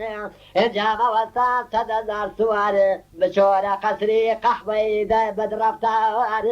سەر و هەیوانی گشت بکە تاراج ڕوت و قوتی کە و بێتە سو بێتە هەرچی گەنج و ماڵ هەمدانە و گەوارێ تەقسیمی بکە و بۆ خۆت و لەشکرم باقی غولەمان لەگەڵ کەنیزان بە شمشێری تیژ بیار کە بێگیاوانە مەریجە نەبێ کەسیانێ مەکە دەراویشێ بەڕووتی بکە شار بەدەر لە دوای شار بەدەر بڵێ بێ حەیا بچێ لە شارە وە خۆی سوال بکە غەمخۆری بکە و بۆ خۆت و بێژن تۆ دووچار کرد بە زیندان و بەد عاشقی تۆیە غەمخۆری ئەم تۆیی لە خۆشی و تەنگی سەر و کاری تۆیی هەتاکو ئەمرن ئەمە بێ حاڵتانی کێ دڵسۆستانە و بێتە ئیمداتان گرشویت بیستی ئەمری شاریار بردی بۆ زیندانی بێژنی هەژار سەرتاپای باڵای بەسیان بە زنجیری کردیانە گەردن بەندی دار و گیر باڵای لەولاوی چەول بووە کەمان لەژێر زنجیردای کردە لامان چون بەندیان ئاوردی خستیانە سەردەم هەروەکو وێنس گۆم بوو لە ناویان یا خورشید لە کێو مەغریباوا بوو یا وێسم لە بەند زڵێ قادا بوو جاڕووی کردە هەیوانی حرەمی قەسری مەنیجەی پڕکرد لە ستام هەموو کەنیزان لەگەڵ غولامان بە زۆری شمشێر کردنی بێگیان گەنج و ماڵ و زەرە هەمووی کرد تاڵانێکی مەنیجەی ڕووی کرد وەکو گەدایان لیباسی کۆنا وەکو سوالکار پۆشی بە باڵای نازاری دولبەر ڕووی کردە زیندانی بێژنی هەژار هەردوو پێپڕ بوو لە دەرک و لە دار چووە سەر زیندانی بەزایە لەوشین هاواریە کرد بۆ خۆی عالەمین ئەگریا بۆ یار هەموو حاڵی خۆی وتی ئەیند لێرە مەردی حەشم جۆی یاخوا نەمێنم بەڕووی دنیاوە و ئەم هەموو ڕەنجە بۆ من کێشاوە بەکاری گەردوو نەگەرەمزانی ئەفراسیا بۆ هەمان کاپانی بە یەکگەیشتنی وەکو لە گوڵزاری بۆ مڵکی ئێرانەمان کرد پیراوەر دەیان هەزانی یەکێ لە توران تەکبیر ناکرێت بۆ کاری ئەزداوانێ وتی بە دولبەرە بێژنی غەمبار قیروسیا لە من مەحبوبی نازار من لە ڕۆژی ئەزەڵی کە خەڵق کراوم خدا ئەم کارە ئینوسی لە چاوم غەمی تۆم بۆ تۆ بریانم بەس کریان بکەوە قەزا لە گیانم بزانە کارێ بکە لە پەنان یەکێ بنێرەوە بۆ خاکی ئێران خەبەر بنێرەوە بۆ شایکەی خەسەن سەر حەسا بکە ڕۆستەمی بێقەبوو ڕۆستە بزانێ بەکار و کردار ئیتر من و تۆ ئەبێ ڕستگەوار وەتی ئەی سالانە ڕۆحی ڕەوانم ئاگر بەردان لە عەزاو گیانێ منیش وەکو تۆ ڕوت و دەڕێ بەدەر پادشای بێدینی کردی شار بەدەر نەکەنیز ماوە و نەیە غولامێ بۆ غێری یەک کرازیشی نەدامێ ئێستا کامێ بچم لە شاران سوال بکەم بەڵکو نان بکەم پەیدا بۆ خۆم و بۆ تۆ بیکەم بە قنیات مەگەر وەقتی شەو بێمەوە بۆ لەئۆد وئیلا هەردوو لە برسا ئەمرین تەقدیری خوایە ڕەب العالەمین هەر خۆشگە بچم بۆ ئێرانی خەبەردار بکەم گیان پاڵەوە لەبەر تۆ نەبێ گەر بەدە ساڵ بێ ئەچم بۆ زابلم بە هەرە حاڵ بێ هەر بە سوالکردنی خۆم پێگەیانی خەبەرمە بزی بۆ شایکەی کەیەوانێ ئەمە ئەگەر منێ بچم بۆ ئێرەوانێ تۆ لە زیندانە ئەمری بەبێنەوانێ ئەوێتە بریکەینی لە کاری خوددا بەشکم ڕەحمانە پێ بکەوە ڕۆژتایەوانە بەنیجای نازەوان نانی سوالە کردن لە بازار و شەوان شەوە هاتەوە بۆ لای پاڵەوانە نیوەی نانەکەی ئەخستا زیندەوانێ لەگەڵ بازێ ئاو ئەیدا بەبێزنی نیوەشی بۆ خۆی کرد بە قنیاد کاری ئەزانە و شای سەماوەد چەند پاشانی بێتاج کردووە بۆ ئیمزای چەند گەدای ڕەواج کردووە تاجی نایە سەر چەند گەدا فەقیر چەند پاڵەوانی کردووە زوێر لە وەقتی ئادەم تا آخر دنیا هەنگوین بەبێ هەنگی قەت نەبووە پەیدا بوو گوڵانە ڕوێنێ بەسەر خارەوە بوو بێڕەنجی درگای گەنجی قەت ناکاتەوە بوو کە تێری قەدەر لە بن ڕاکە بوو بەزەی نایە و بە شازادەدا بوو کە پەردەی ڕەحمەت لادا بۆ کەسێ لە باوک و باپیرە هەرگیز ناپرسێ بوو بێدەسەڵاتین لە دەستی قەدر هەردەم بەیشێ ناچێ بە دینی خەبەر تەنجی پێی ئەڵێن فەریحی نییە و خۆشی پێی ئەڵێن ناخۆشی چییە بوو گەڕانەوەی گورجین بۆ ئێران وەدرۆکردنی بێژن لەولاوە گورجین مەردی حیلەکار هەر چاوەڕێ بوو بۆ شێری سالار هەتا هەفتەیە هەر ئینتیزار بوو بێژن دیار نەبوو لە خۆی بێزار بوو چوو بۆ ناو گوڵزار بزانێ خەبەر بۆچی دیار نییە و مەردی دلاوەر هیچ کەسی نەدی لە باخ و گوڵزار بە یادەی شەمە و واحد القەهار هەر کەس هەر چەندێک گەڕا کەس نەبوو پەیدا بوو هیچ کەسیش نەبوو خەبەری پێ بووە چاوی کەوت باسم بێژنی سالار زیدی شەود بووە ئەو بڕیویە هەوسار ئەخولێتەوە بەناو گوڵزاردا بوو یاڵی دیار نییە و لە تۆز و گەردا بووە کە هەر پیوانی گورجینی بەدکار زانی کە بێژنێ بووە گرفتار لە کرداری خۆی پەشیمانی بێورد جوانی وەک بێژنێ گرفتاری کێورد ئەسپی گرتەوە زانی زینی قایم کرد بۆ شێری دلێرە گریانیە کێورد لە لێغا و هەکبەی هەموو کرد محکەمی گەڕایە دواوە و دەرون پڕێ لەغەورد ڕێی کردە ئێرانی بە تەنها سوارە بە چاو بە ڕۆژیش نەیبووە قەرەورد پەرە لای قەڵا بە حوکمی دووربینی کەدیاتەوە بە تەنها گورجینێ بۆ شایکەی قەترەوە هاوردی خەبەرێک گورجینی بەتەنها دیارە لە دەور ئەسپی بێژنی بەڕووتی پێیە بێژنی دلێرە لەگەڵیانیە پادشا بیستی فەرمووی بە یارە ئەم بەخسە لە گی و گشت بکەنێ پەناوان بەجارێ بزانێ ڕقی هەڵەستێ گورجینی دلێرە بە تێغا کوژێ تا خۆم لە گورجینێ تەحقیقا دەکەمە حاڵی بێژنی پێبەیانەکەم جی و لەسەر سەریان تەماشایە کردن سەیریاتنەوەیکی نەخوایە کرد سەیری کردن گورجینی لە دوور دیارە یەکەسپی پێیە تەنها سوارە بووە بێژنی دلێرە نییە لەگەڵیا ئەسپی بەیە دەگاوردۆتە دووە بووە مەردی دلاوەرێن دڵیدا لەرزە بووە سوار بوو بەزینی ڕووی کردە سەحرە بووە بزانێ بۆچی بێژن نییە دیار دنیای لێ تار بوو مەردی ناوەدا وتی گەر بێت و بێژنی جوانی بەدەستی گورجینی بوو بێسەرێ گەردە بە دەروی شمشێرە ئەیکەم سەرگەر زان لە باسی بێژنی شێری ناوجووە گورجینی گیوی دیدا بەزی لە زینێ ئەیدا بە سەریا بەگریا و بەشیونێ هەردوو پێ فەتی سەری خۆی ڕوود کرد خاک و تۆز و خۆ قوڕێ بەسەریا ئەکێوەرد وتی ئەی دلێرە ئێرانی دیار بۆچی هاتووی بۆ ڕووی سەحرای تاوار ئاجێت کێشا چاوپڕ لە گریانی دڵ و جەرگی منی کرد بە بریاوانێ بۆچی کێشاوتە چەند ڕەنج و زەحمەتی خۆماتمەوە پاپوسی خزمەوەدێ گەربێ قەراری لەبەر بێژنە بێژن سەلامە دڵی ڕۆشنەوە بۆ ماوردوی خەبەری بێژنێ ئەزیەت کێشای سەروەری میوانێ ی وەختێ بیستی گفتاری گورجینی چاوی کەڵباسم بێژنی شیرینێ لە زیر کەوتە خوارێ خۆشی لانەما و وەک مردووی لە یادێ کەوت لە ڕووی سەحراوە گورجینەڵی گردی لەسەر گرد و خاک هاوردیەوەش خۆی دلێری چالاوەگێ دەستی بردیەقەی زرەی دادڕی ئەیدا بەسەریا بەشین و زاری خاکی ڕووی سەحرایی بەسەردا ئەکرد هەر بە کوژنان ماوەیدا یەکێز ئەیوە خودایە تەقدیری تۆیە وەسڵ و تەقدیری کرداری تۆیە لە دوای پردەدەمێ بێژن ئەی خوددا جێبەجێ ڕۆحم دەرکەی لە دنیا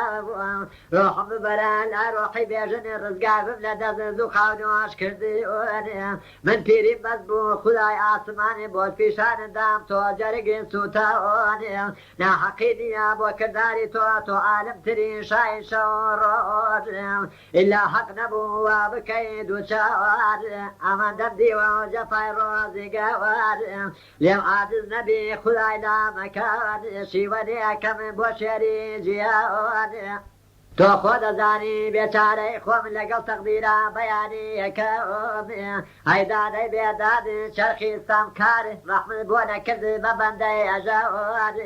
کرد بە کەوان باڵای خەدەنگم بوو بە زەحفەران گۆنای گوڵە ڕەنگێم بۆ ڕەحمت نەکرد بە یەختیاری منێ بە ڕیشی سپێ و بە بێچارەی منێ بۆ ڕەحمت نەکرد بە گۆ دەردی پیر بە ناتەوانی لە ڕوویدار و گیور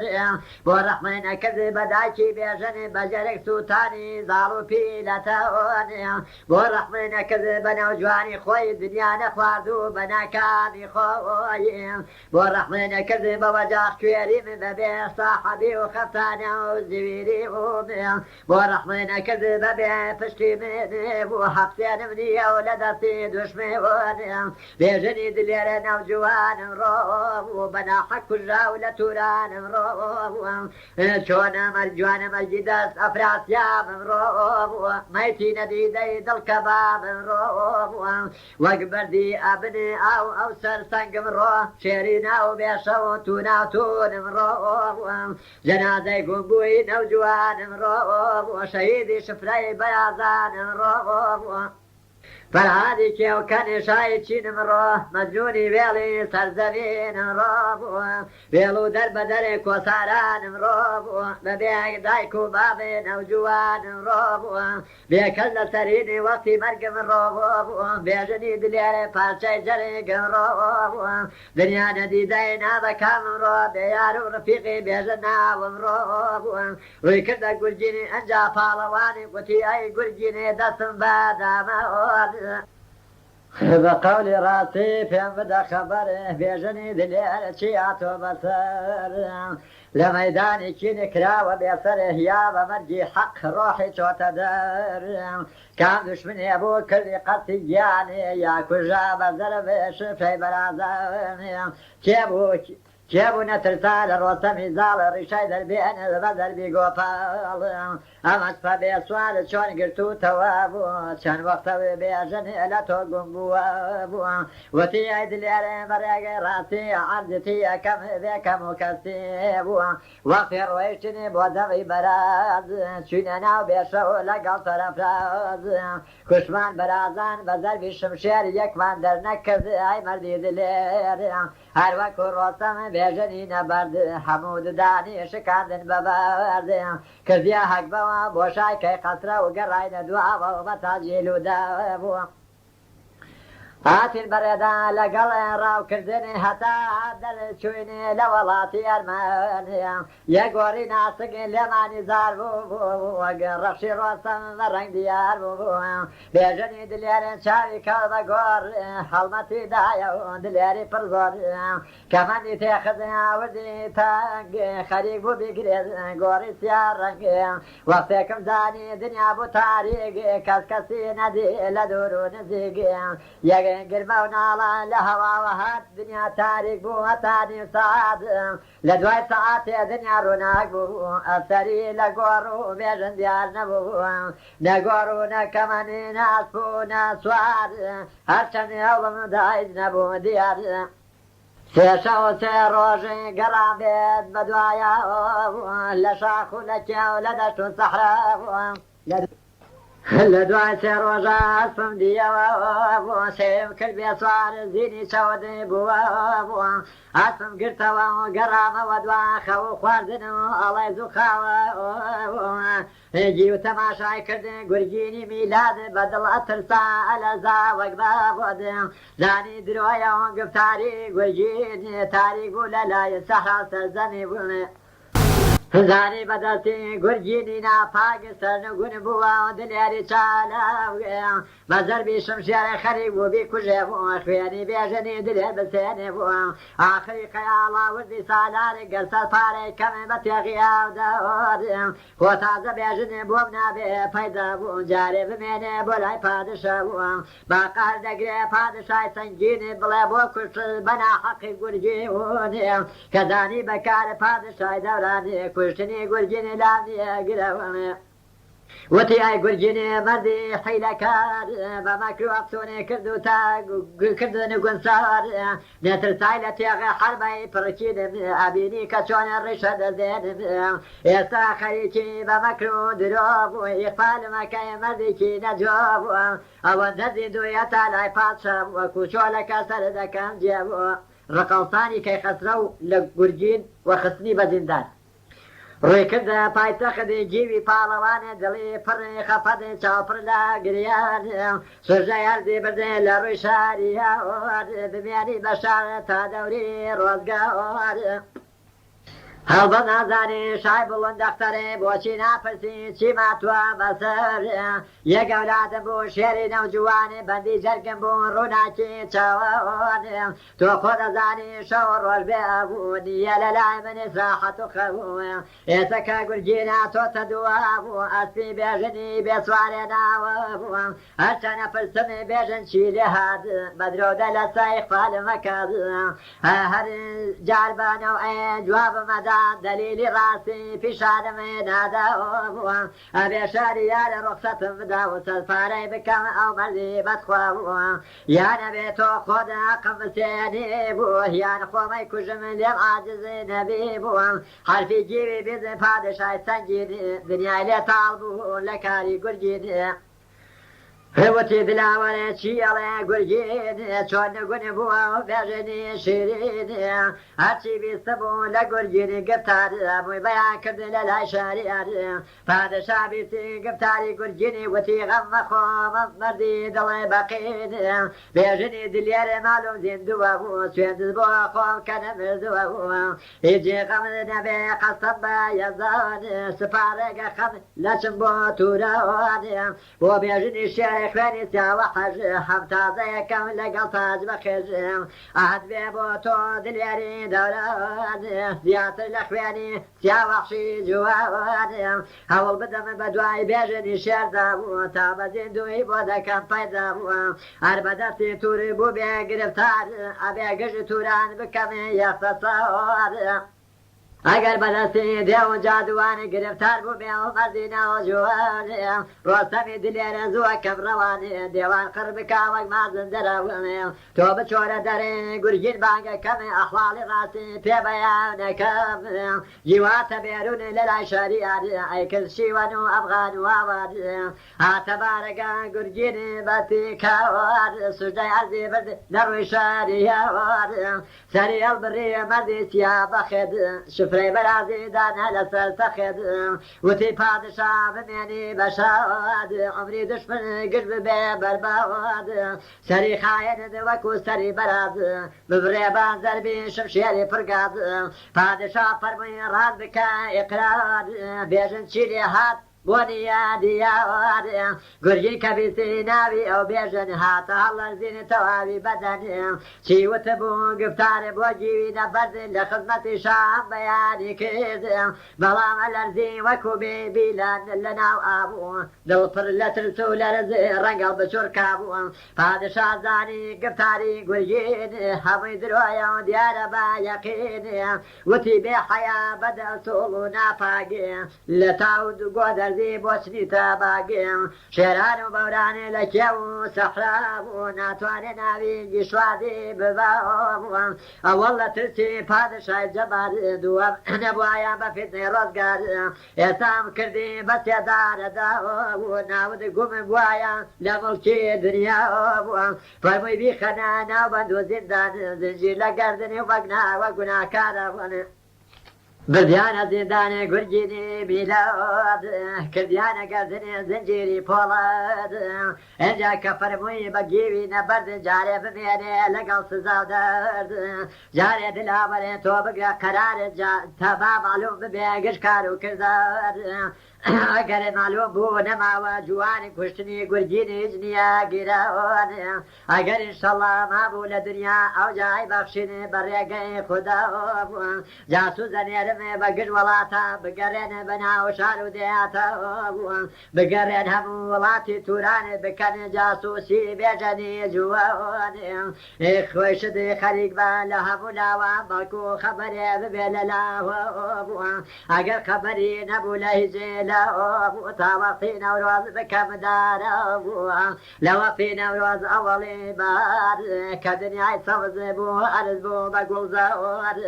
ئەسوڵی دیانێرانی وا بووە دواماگینە زستانی ڕۆژ و یانە بووە خەسرەوە مانگە سەرسەخت ناچوو ساعەتی یەکردن بە ڕۆژ و ئەبووە لە ڕۆژی جەژنا شای ساحەبدین ئەیکرد تەماشای جامی جیان بین ئاتە بەرچاوەم و ڕووی دنیا لێ گوم نابوو مەخفی واش کرابووە لە بەحر و لە بەڕ لە کێو و بیابان هەموو ڕووی دنیای بووە بوو عەیان وتی سەبر بێ تا وەقتی بەهار لە ڕۆژی جەژنی ڕۆژی جیاندار لە ڕۆژی جەژنا کە هاتمە سەرتەخت بیخەرە یادم بێژنی بێ بەخێوە تەماشایەکەم جامی جیان بین ئەپاڕێمەوە و لە خوای عالەمین لە هەرجێیە بێ بێژنی جوانە پیشانە مەدا ئینشەڵڵا یەزدەوەنێ جیوی دلاوەرە سەنای شایی کردن بۆ لوتفی پاشا ئەزرخوازی کرد یاخوا بمێنێ شای شاریارانێ بێ تۆ وێران بێ گشت مڵکی ئێرانێ ڕەحمە بڕێژی خودای ئاسمەوانێ بەسەر قەبر و ڕۆحتە وەحشی جووەوانێ کوڕێکی وەکو تۆی کردووە بە یادگارێ مەبارەکرد بێت هەر لەگەڵ تۆمەر جیوی دلاوەرێ لەگەڵ سوارانێ بەهەر لادا دنیا ئەگەڕاوانێ چەند جاسوسانی بڵاو کرد یەکێ سار بەشکم لە بێژنێ ببیننێ خەبەوانێ فایدەی نەبوو هەر چەندێ گوشانی گەڕانە دواوەوەم و پەرێ ئۆشەوانێ بینینی کەیخەسرە و بێژن لە جامی جیهان بینە نەورۆزاتەوە و گەیشتە بەهار ڕۆژویانە گردێرانی دیار کەیخەسرە و لە تەخدا هاتە خوارەوە و ڕووی کردە دریگای کردگارەوە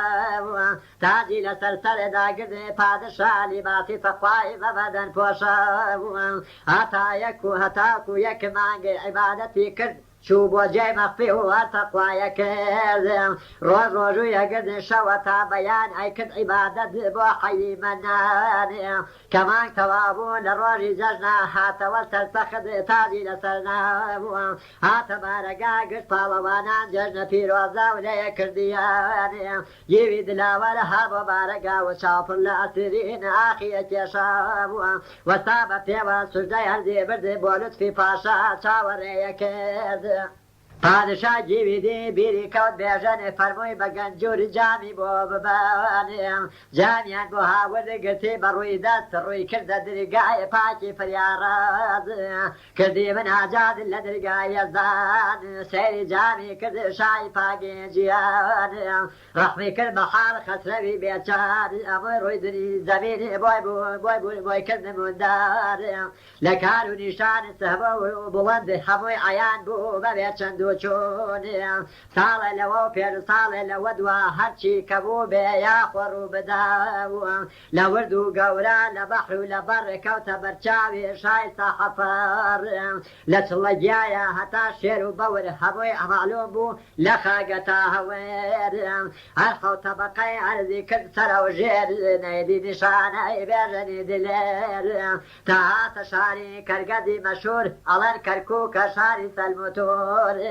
شاری پایتەختی شایە فراسیە بەسەیری کرد بێژنێ مەردی دڵکەباب بەستی پەیوەندە و وا لە زیندانە کەوتووە و فەرقە و لە پێ و گەردندا بووە بەردێکی گەورە وا لەسەر زیندانی یەکونی تایە و بۆ هەناسەدان بحاڵە ناسەی ماوە لە بەدەن سەعاتی سەد جارە خوازێ مەردێن ناسە گەندامێ تایە فەیکەیان سەر و پێپەتی مەحبوبی تابان ڕۆژتا ئێواران لە شار سواڵەکە وەرچی دەستکەوێ بۆ ئەویەوە بووە شەوتا بەیانی لە دەرکی زیندان ئەگری بۆ ئەحواڵ بێژەنی جوان شا فەرمووی بەگی و مژدەم بدەرێ بێژەن زیندووە و هیچ غەم نەبێ لە شاری کەرگەز وا لە زیندانە و بەسرا ولا ناوبەندی گرانە بووە کچێکی مەحبوبە تایەفەی کەیان بەسوال بۆ بێژنێ پەیداکانان ئیتر غەم نەبێ بۆ بەند و زیندان زوو ڕزگارە بێڵبەیزی یەزدان ئەما من غەمە بۆ بەردانی ئەو کێبێ بتوانێ وەک دلێری کەوە گەرێ کەمەر ببەستێ وەک مەردی مەیدان ڕزگاری بکا لە بەند و زیندان بەڕۆستەم نەبێنەوەی نەریمان بێژن دەرنایە لە دەستی تورە کاغذن و سمزو ببە سوار بچۆنی مەڕۆز هیچ مەگرە قەرار کاغذ نووسینی شایکەی خەسرۆ بۆ ڕۆستەم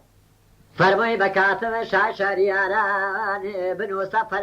فەرمانە و جوان نووسی ئای دلێرە ئێرانی دیار تاج بەخشی شاهان ڕۆستەمی سالار سەران هەڵکەندەی شێران و بەوران بەرهەم زریندەی گشت مازندەران نەبە بەرزادەی سام و نەریمان پشت و پەنایی شاو و پاڵەوان نییە بەبەردی وەکو تۆ پڵنگ هەراسانە لێڵ لە بەحرانەگ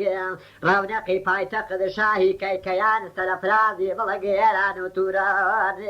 دەرهێنەری جەرگ دێو سپی بەقار حەوت خوان شکێنی سەحرا و جادوکار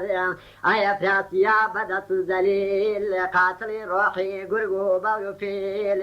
کە لە دێو سپی قەڵغانی سەرسەر مەردی ڕەخش سوار ساحەمگا و سار تاج زەمینی سەر هەموو پادشاهان کەمەربەستەی جەنگی بۆ گشت بێکەسان ناوت نگێنی دەستی پاشاهان وەسف نیشانەی عالەمی جیان تەخت و تاجی من بە تۆ بەرقەرار تۆی گوشایندەی سەحرا و کار فاتحی فەتحی ئێران و تورانی بۆ گشت ئێرانی تۆ بووی تا قەڵغان بۆیە هونەری داوە بە تۆ خدا کە سەرپی بکەی لە ڕێگەی خدا بووە فەقیرێ لە غەم پێی بکەی ڕزگار دڵی غەمباران بکەی شادبار کارێ ڕووی داوە ئێجگار گرانە خصوصا ئیشی گۆ دەردیانە بووە خۆ هەمووی بەیان کردە حواڵی بێژنی کە چۆنی نردوویە و بۆ وەڵا دەرمانێ چۆن دووچار بووە و لە خاکی توران جامی جیانبینی کردوویە عەیانێ دوای تەقدیری حاڵی بێژنی جوانێ تۆ خۆ دەزانی و جیان پاڵەوانێ غەیری خۆ کوشتنی گیو لەگەڵێ تۆدا و نەوەی گیشوادی چیەکەن بۆشاوە خزمەتە مەکەنێ بە ڕۆح و جگەر لە هیچ فرمانێ سەر نابەنەدار تۆ خۆ دەزانی جیوی دلاوەرە چەند جار بۆ ڕۆحی خۆی بۆ من کردێ هەدار بۆ بڵکی ئێران چی کردووە بە گورێز هەمە زاوای خۆتە و خاڵی فەرێبرێز هێشتا گۆدەردی هیچیانێ نەبووە ئێستا ئێمە و احتیاجیان بووە ومێدم وایە شێری پاڵەوانی کەمەر ببەستی بایزی یەزدانێ چی مەطلەبەکەی پێشکەشتی یەکەمێ گەنج و ماڵ و زەڕ ئەمجا و حەشەمێ بچۆ بۆ توران وەک شێری ژیان ڕزگارکە لە بەند بێژنی جوانێ بەهاتنی کاغەزنەوەی سامسوان لەگەڵ گیوابێ و بۆ لای شاریان لێرە بە تەکبیری گشت پاڵەوانانەکەین کارسازی بۆ ڕێگەی تورانێ با لە لای من بێ گەنج و ماڵ و زەڕ هەرچی لازم بێ لە سپاو لەشکێر هونەر لە تۆ بێ شێری پاڵەوانی نارن لە دریگای کەریمی کارانێ کاغەز تەوا بوو فەرمانە و شیرینی مۆرکرا بە ناو خەسەوی سەنگینێ جیوی دلاوەن سوار بوو بەزینی هەڵی گرت کاغەز شای وەڵانگینێ سوار بوون باسم لەگەڵبی سوارا بووە ڕویان لە ڕێ کردیان چۆڵ و سەحرا بووە دوو ڕۆژێ بە ڕۆژی ڕێیانێ تەیە کردێ أكد لهج مكاني عالم النقيز بتاو تاجر مردي غملة دل بدا شعور روش قشت نزابيل نوبتي لسر بارني قلب قردي بدي كدي لدشتون صحراء وخدمتي زال خبريها ودوتي للصحراء ديالة وزوقات شان سواري جنجي وكوبا وباران لسيستان وواتن بجولان يكي كان دلير علي روستما وبيداغ بشانة وكوار قمام سوارة بقول أستيكي قول الرنك روي بياباني هاود وبتانقي باقي غلامان دوري انقرتوا وقش بچالاكي علي اهوا زالي زربيتي قبتاري غلام اسيان بوديني كذي بيري صحفا وتيما بعدا عدو دشمن بينه بنا غافلي بسر ما ناداني سوار بو بديني روي كذا سارة تنيان نزيك كليان نزيك بو كذي تماشا جيبي دلياري هاورد برشابو لدورو ناسي رنقل بشور كابو وتي همدي تاني شايكي خسرة وهاتو بسريا كرداري تينا بويا واجيبي بتاو ناردوا ومعلوم كرداري سخط هيدا بو جيبي دلاولة شاركة والبزار دا بدي لذين أبردي فركمال غلامان لذين دا بدين يكسر همو ما شاكر داتي زالي زار زال بخيراتني قرد لقشتيانه أي فرسي أحوال شاو بالواني سلامي باشا وقش بالواني قيان دياني خزمة زالي داستاني دادي دلي خويا وكذا بيان احوالي بيجن شعرنا وجواني وتينا بيني تشد بقرارمي وكو زعفران ورنجي رخصارمي احوالي بيجن بيتي زالي زار دليات جوج دو شاوي بوتار زالو جيو تشد بسر يك قرياني وتي لشويه وتاج بخشيشا شيراني وتي دلا ورر وسميني كخوابو اما كان روجا وشو ابو صحراء هيك كوتب وسري آرزو شكار أمرو سبيني ديت وسالار وتي كوابو عشب وصحراء بلكو بيدمي كاغزي باشا وتي دلا ورنزو بيدا بيو هاكات وإزغم نبيو أتشيننا وشاري صاحة دكين أمرو شو أمرو فراغ دكين تارو سمدت ودليري جاولة مالي خومان غمدين ببابو شون مالي زال همو شادماني كذياني سراحل بخوشي وجياني هتا كروسم هتا ولا الراوياري وبزميانا كذي ياراني فرطابو مجداب وجيوات وروسم شوبا فيريا وجيبي دلي بغامي شارك وبروي مزي بالواني دسي كلمشيني شافر لاقرياني كروسم شارك وبجيبي شير دلي دال الزابوي داين دليوري وتي أمدي سان كالي رداوان لشايران شبي قوما دابزي لزين جيان بالواني دسي كدم الشيرين وجواني أخوالي فرسي لشايكي خسرو وتوسو فري برزي كوسا بينو قودر زي دليري روحام فرهاد شابور وقرجيل تايا فايمي لاواد همو دليران شيراني ايراواد يق فرسي امو احوالي جوابي دايا وان قش بالواناني لقل كي خسرو ومشاد وماواد شونو شوني بيجني جواني جيو بيجني بيس هاتا واقرياواد هتا ساعتين لتاوي قرياني بوين ادرا جواب جيان بالواد وتيد لا وريا ولا تمام لقل كي خسروا ليدك سلام خوشي ديتو احوالاتي خوم انما ولا بين زماني فرصوم لتابي بيجني شيرين وجواني كارم نما بغيري قريواني نابيني احوال بمدينا صعدا شماتو بسر لمحمد سلام الوهر او كرم بيجني جواني بندي جرقم بروناكي تشاواني اما تنوطا بيجني ببيكت ولا زدانا ولا شاري كرقاوز لعمري روحمي وهاب بيزاري يا فاكز وقت مني نبي قريبيتا ئەمە یەک ساڵانم گرتووە قەرار بە شەو بە ڕۆژ بەزیم و سووار دایمە گەڕێم لە کێو هەردەن جێخۆشیم سەر دار و بەردەوان هەتا بەینا و شای ساحەبدین دیوێ لە ناوی جاوی جیهاندین لە شاری کەرگەزی وارە زیندانە بەسراوە لە ناو بەندی گرانە منی نردووە ئێستا شەریارێ بۆ خزمەتی تۆ دلێری سالار کەمەر ببەسی وەک مەردی مەیدانی بۆ ڕزگار بکەی بێژەنی جووانێ منی نردووە ئێستا شەریارێ بۆ خزمەتی تۆ دلێری سالار کەمەر ببەسی وەک مەردی مەیدان بۆ ڕزگار بکەی بێژەنی جووانێ تۆم کردووە بە یادی لە ڕووی دنیادا هاورد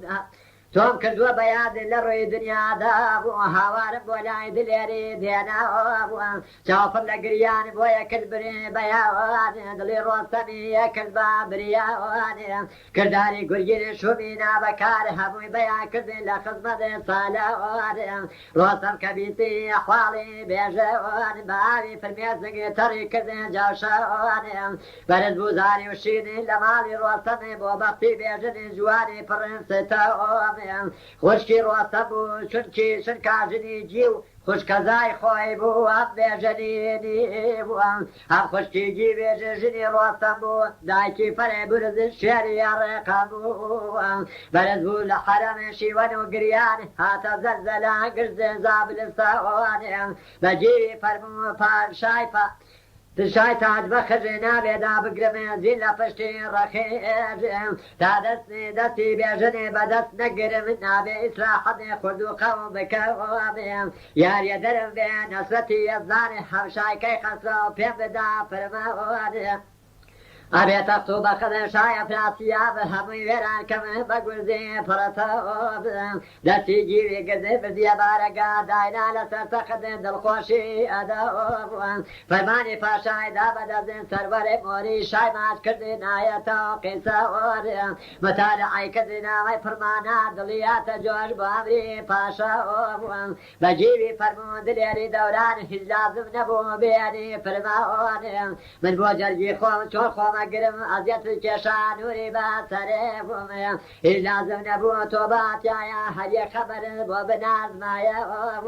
باتنی تۆ زۆر دڵگوشار بووم ئەما بۆ بێژنی خاترن دووکار بووم شەڵا کوێر ئەبوومی وا بەغەمباری تۆم نەدیایە بەدڵازاری بووم تا مدەی مابێ ڕۆحم لە بەدەنی ئەبێ سەرفی کەمن لە ڕێگای بێژەوەنێم چیم کرد بە دێوان لە مازن دەران ئەبێ دوو چەندان بیکەم بە تورەوانێ هەم تازە یەکەمە خوێنی سیاوە حەژە ئەبێ تورکستانی بکەم داڵ بەخێفەژێم بەڵامەی دلێرێ تا دەرن دوو ڕۆژی تر ئەبێ دانیشتنی لەسەر تەختی زەوەڕێم بۆ یادگاری هەردوو بەخۆشی جەژنی ڕابوێرینی بە شەراب نوۆشی بووم ئیسراحەت بکەوە لە تەختی زەرکارێ منیش خۆ حازرێ بکەمەی سالەوەڕێ دڵی ڕازی بوون جیوی ناوەداری دوو ڕۆژی بەخۆشی گرتیانی قەرەوەڕێ لە دوای دەڕۆژە تەدارەکی کرد سوار بوو بە زیری شێری ڕووی نەبەرد بەوری بەیانی پۆشی بە باڵا کە لێ دێڵ سپی لە تەوقی سەرناوە بووە سوار بوو بە ڕەخژێگا و سەر بەدەست شێری جەنگی یارانی سەرمەوەد هەڵی بژاردنی لە بەینی سوپا بچن بۆ سەفەرێ لە خزمە خۆیە بووە فەرێ بردی کردن جێنشین تەخەدێ کردی دو ئاخوا لە زاڵی پرجەخێوەد لەگەڵ گیوی شێرە هاتن بەڕێدا کێو و بیابانە مووی تەی کردەوە بووە بەدەشەوە ڕۆژە ڕێیان تەیە کردی تا بەسیستانێ تەشریفیان ئاوێرد چوونی شا وە پاڵەوانان بە پیر ڕۆستەمەوە وەختێ نزیک بوو پای لە پایتەختی وەتی بەڕۆستەمی جیوێنی خوا ئێستا لە پێشە منە ڕۆمێ بەغەوار شایکەی خەسراوە کەم خەبارەدەوارێ بە جیوی دلێرێ هیزنیدا ڕۆستەمی ئەسپیدا جەولانی بەتوند و ستەوەمێ ڕووی کردە ناو شارێ بە تازیل و دەو چوو بۆ بارەگای شایکەی خەسراوە بووە دا بەزی لە زینێ لەبەر بارەگا پەردەیەڵداوە بەرە ڕووی پاشە سوزەی شایی بردەمێ حەمد و سەنا بە خێراتنەوە لەیی و کردی شەوە سواری لێکردی گشت حاڵ و ئەحواڵە ساغ و سەلامە لە ڕۆستەم و زەوەڵێ هاتنەوەیانەیە بە فەرمانی شا جيري دلاوري عزي كذي بشاب ببيني فبشاد شايف شهرياران تخفي برقرار تاخر زمان فرماني تويدي شيري پالوان امداتي ماس كردي نايا سري شاوان لفرماني تو قراري نمازيني كلا رخد سوار بولا قلبا هاكا فايدا بو نوي سام سوار بويا بناتم بدكم خبر دوار امريكا خسرة بتوسي نفذر بچن بپیری تواری لشکری واره توچی دلاوری گودر دیگی شوادی فریبل لگل روحام و فراد گرادی دلیاری تو نوزادی خونخوار گش پالوانان مردانی روی کار سوار بود بزین سپاهان یک سر چون با پیشوازی نویزان جو بیرن رزکن بخوند نویز قوتي كوابو أتم والصحراء بلكو بد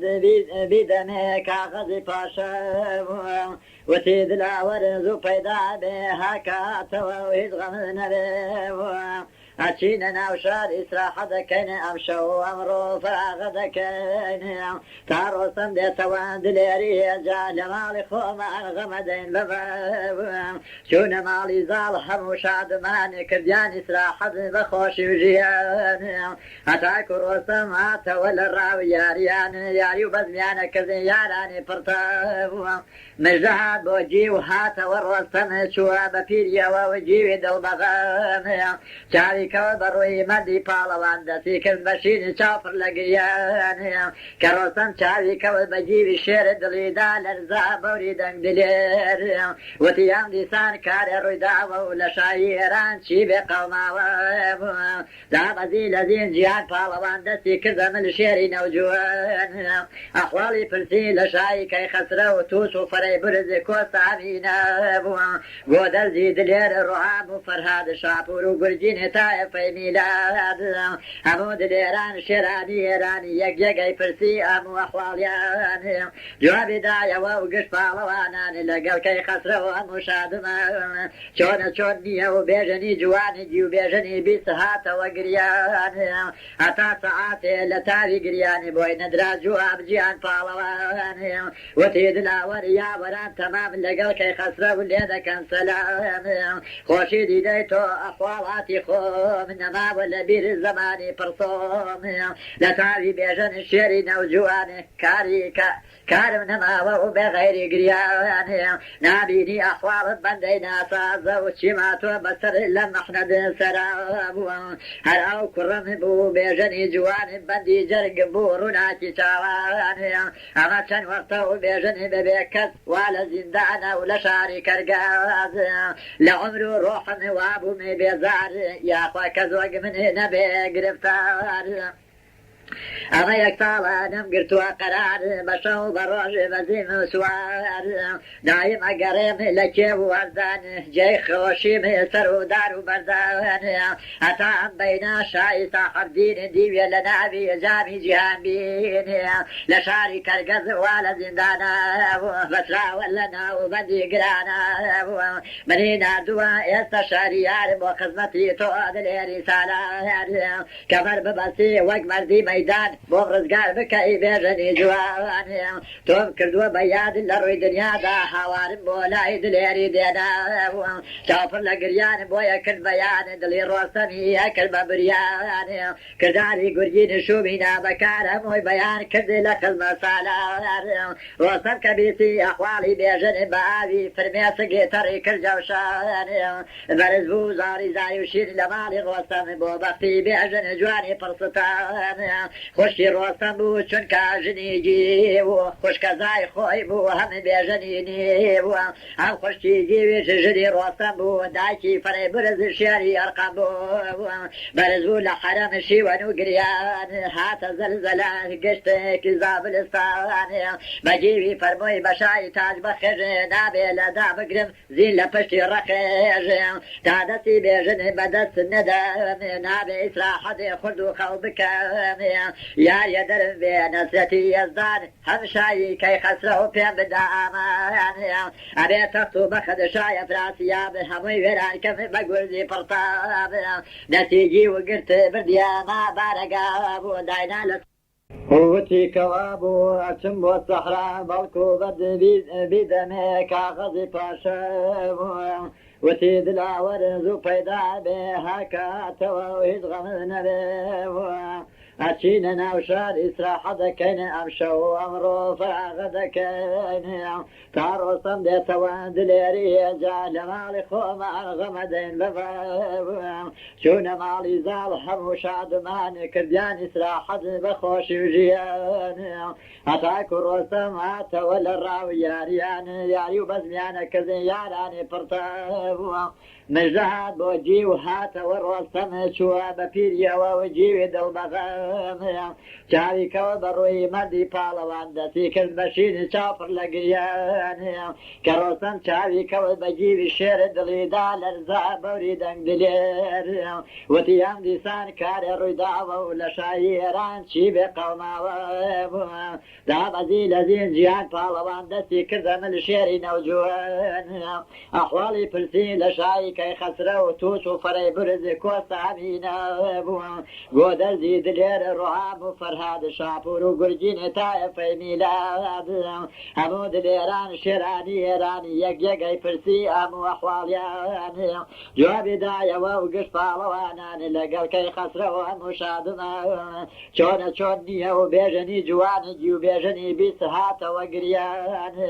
اتا ساعاتي لتالي قرياني بوي ندرا جواب جيان بالوان وتيد الاول يا وران تمام لقل كي خسره والليدة كان سلام خوشي ديديتو احوالاتي خو من ما ولا بير الزماني برصوم لتالي بيجن الشيري نوجواني كاريكا كارم نما وبغير قريان نابيني احوال بندينا سازا وشيماتو بسر لما احنا سراب هل او كرم بو بيجني جوان بندي جرق بوروناتي تاوان اما سن وقته بيجني ببيكت ولا زندان ولا شاري كرقاز لعمرو روح وابو بيزار يا اخوة كزوق من نبي قرفتار اما یک سال آدم گرتو قرار بشو بروش بزیم و سوار دایم اگرم لکه و اردان جای خوشیم سر و دار و بردان اتا هم بینا شای ساحر دین دیوی لنعبی جامی جهان بین لشاری کرگز والا زندانا فترا ولنا و بدی گرانا منی ناردوا استشاریار با خدمتی تو دلی رسالار کمر ببسی وق مردی میدان بو رزگار بکی بیجنی جوان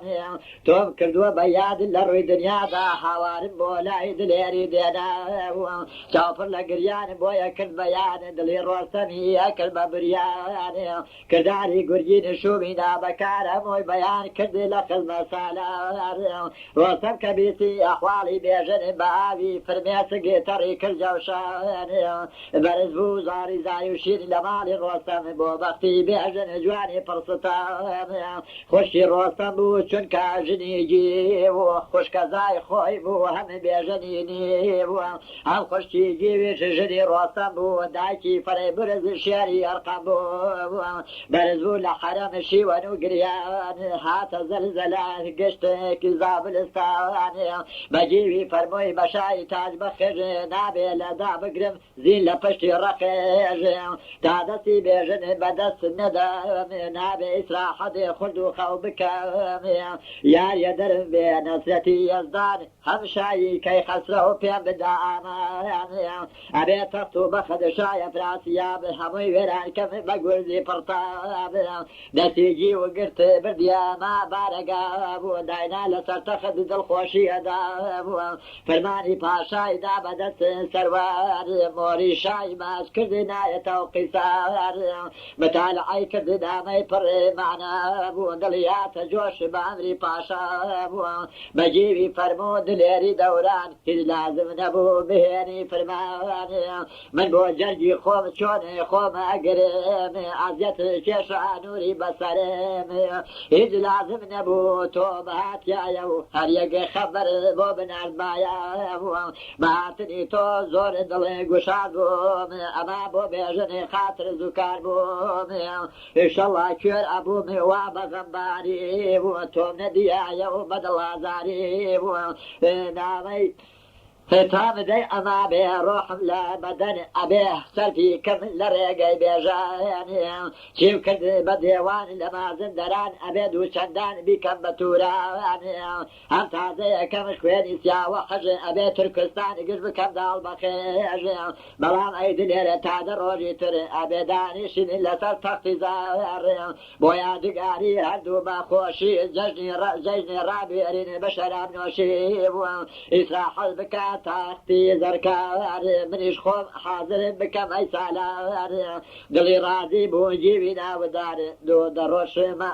دوو ڕۆژ بەخۆشی گرتیان قەرار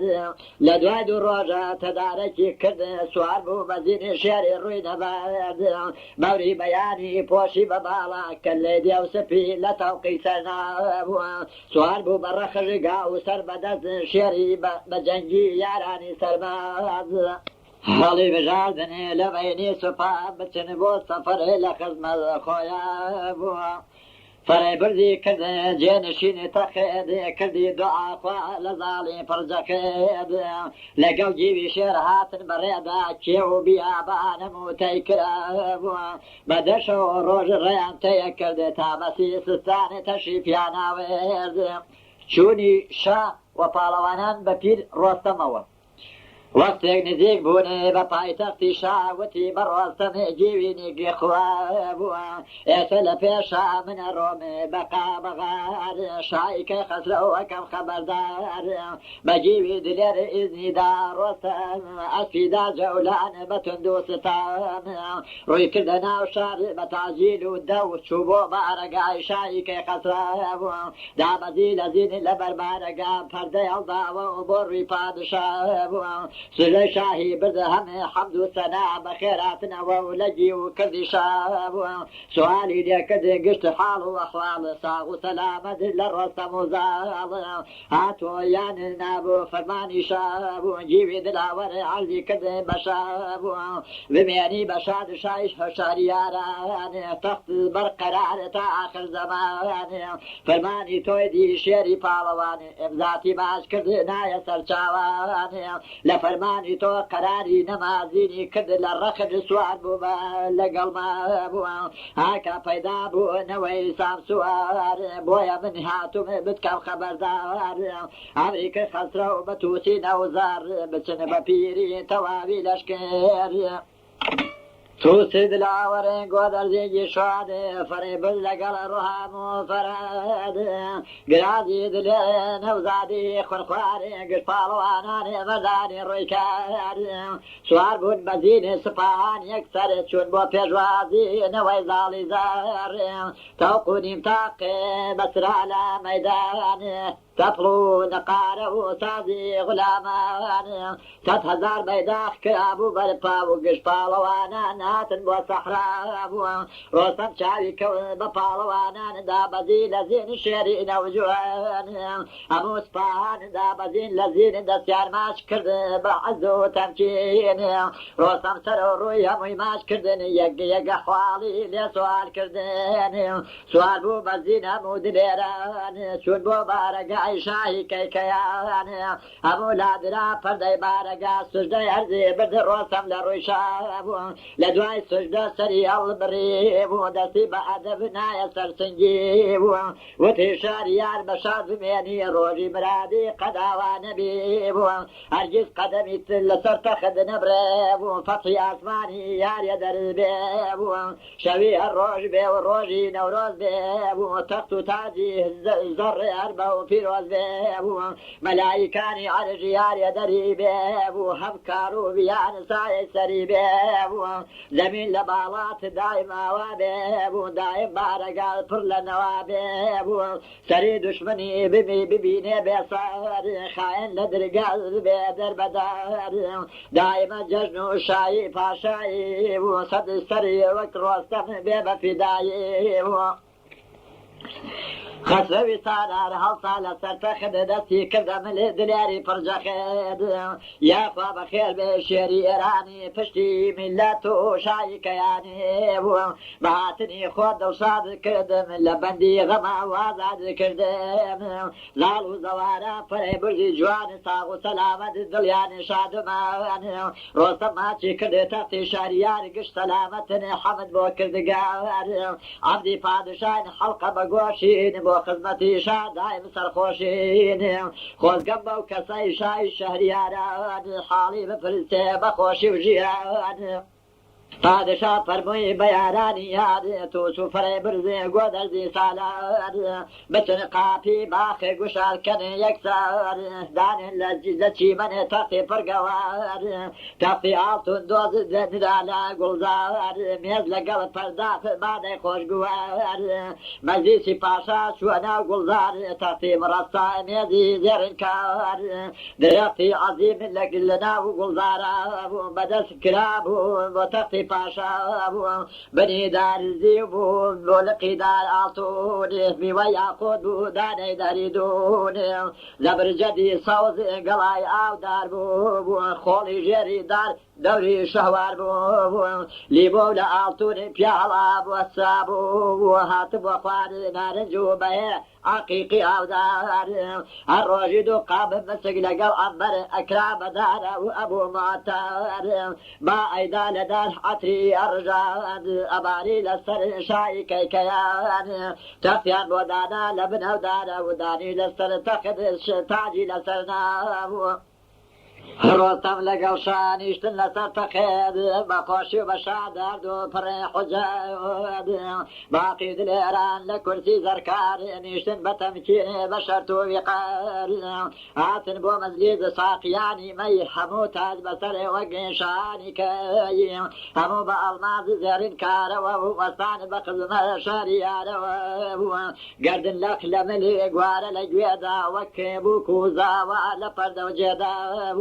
شرابيان بدس دليان پر لكيب رنگ ارخواني ياقوتي زرباب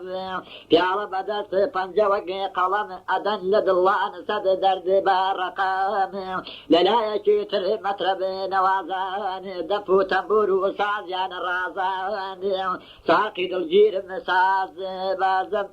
ساقي دلجير بو سازو بزم تخاب فيك وجامي بشرم ساقي صالصة بيك جام لتاو دردي تو من توام ساقي في داب متيك يك جامي لروجي أظل أرجامي دامي تاقنا قرم تاشا وروستم الشراب بخون فارغ بني لغام روستم أرزوي شر شوريتي خسروا إلى دي خوش سيريتي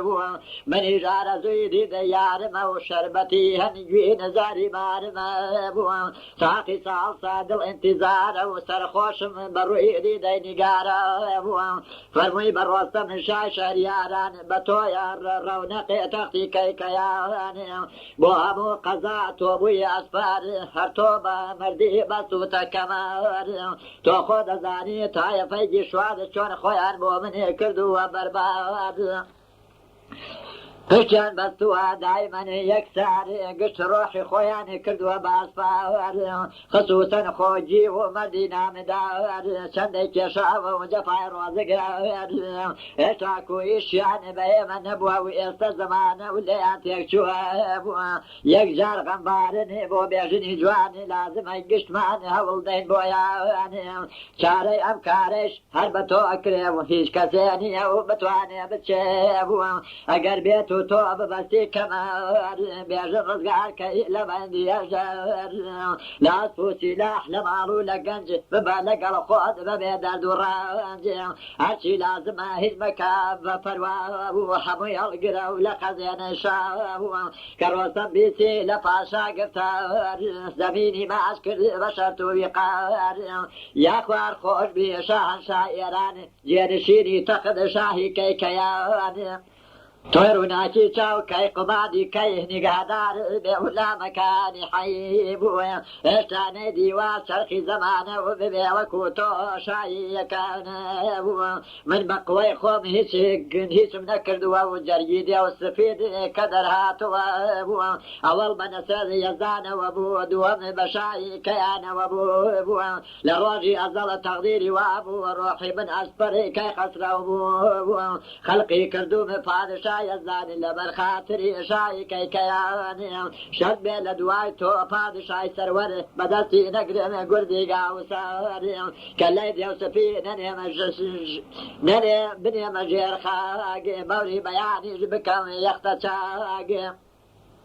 تارزقارنا كم بيجني جوان إسراحنا كم شاي شهرياران بين سرچاو من قرتيري قضاو ورونا جرم وقد برو دوام بيسيان الرسم أو قولوه قفتار دايان لتطلع ياران بيقجار مطربان جنديان دفو موسيقار هاتم وجنبش باخو لا لزار ياران لقشاد شراب يا نوشكر هركز بنو خوشي خوشي انا كيد ليوي بيالي انا بليوه ودس بداري جوتا سيوه بردني قرجين برداني قرجين برجاي الرستم وقت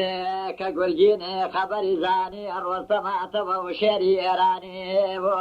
كاغذي نوسي بورجا كردن نوسي عيد لير نوي انجمان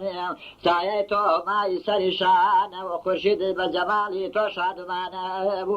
مرديكي وقتو اني الدنيا شبو بياوتي شبو كينا خوابو نابي عاجز بي لقفتاري من بمردي بي كاوسر وكاري من تقديري ازل كرداري شيطاني بي كردم دوچار بيجني جواني هرشي كردبو لكردار وفعل قشتي بونوسي بيدرو داغيل بقناهي خومي احترافم كرد لكرداري بدي پشيماني بيد ما دام تو بشت بستو بمردي ابيبو قشتي كذي بكيا وريبو رجام بو بكا للا شهريار لجرمو خطا من بخشيم جاوار قرنايشم بخشي خود بمكبيجيان بزنين اخوم خفا لزيندان تروح متابع خدمة كانت بن وكو زر علي جلو دار بهم لخدمة تادم وقاكي توران أكم قدم فوز بيجني جوان لسايتو وأقر عفوم كاو خدمة كانت بن تاب من الدنيا أبو أربيشم كجي خوي صاحب حقا سري من بو أو جدار دلقا أبو كاغذي قرجينا تلا روسا فيشي دا بدل وقماري أرقام بقاصدي وذبشوفي بلينا في الدنيا يا اخوان بيبو ناترسل من بچنقالي شير وكشاري لود بي كم سرو جير اشكسيني نيدي واسي سارقا كشال لقل شهينا رغم قريتا ديل ريبي شون ابي فيل بكال شير نازاني كخوي ابي سرو جير نوين ريمان هش كسيني مينيبو نازاني خدا حق لدسيني سجي وكتو واني دي بايدار نابل بين ملل شريار فقر كما دام أمن بيشاري وفاريت وبشير زاري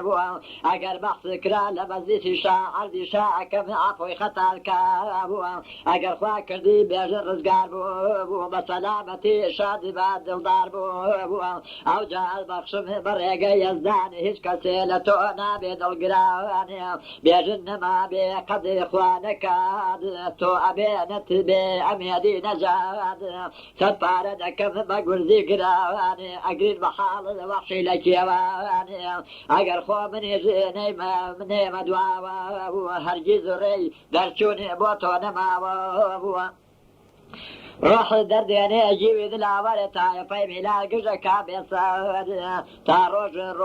تاسيش وروجي شيري بالواني حالي قرجيني هجنك بياني دوايش تيش وروج شاي سرفراز شو سر تخد بصد عزوناد عصايا سر بير وستمين أودار كردي الشفاعة للا شاريار بحالي قرجيني كردي التجاب لسوش وتاوان شاعفوي بكاب فادشا فرموي أي سالاري من بطورناك والرزقاري من أول بخداي أرزو آسماني دوام بتاجو بتختي كياني أقرب فرموي بتشم شيم هيا أولاد بوتي سربرم ببخاطر شاد أي خمس سرد تاجي كياني ذات أنيم لسر تخد بادشاهي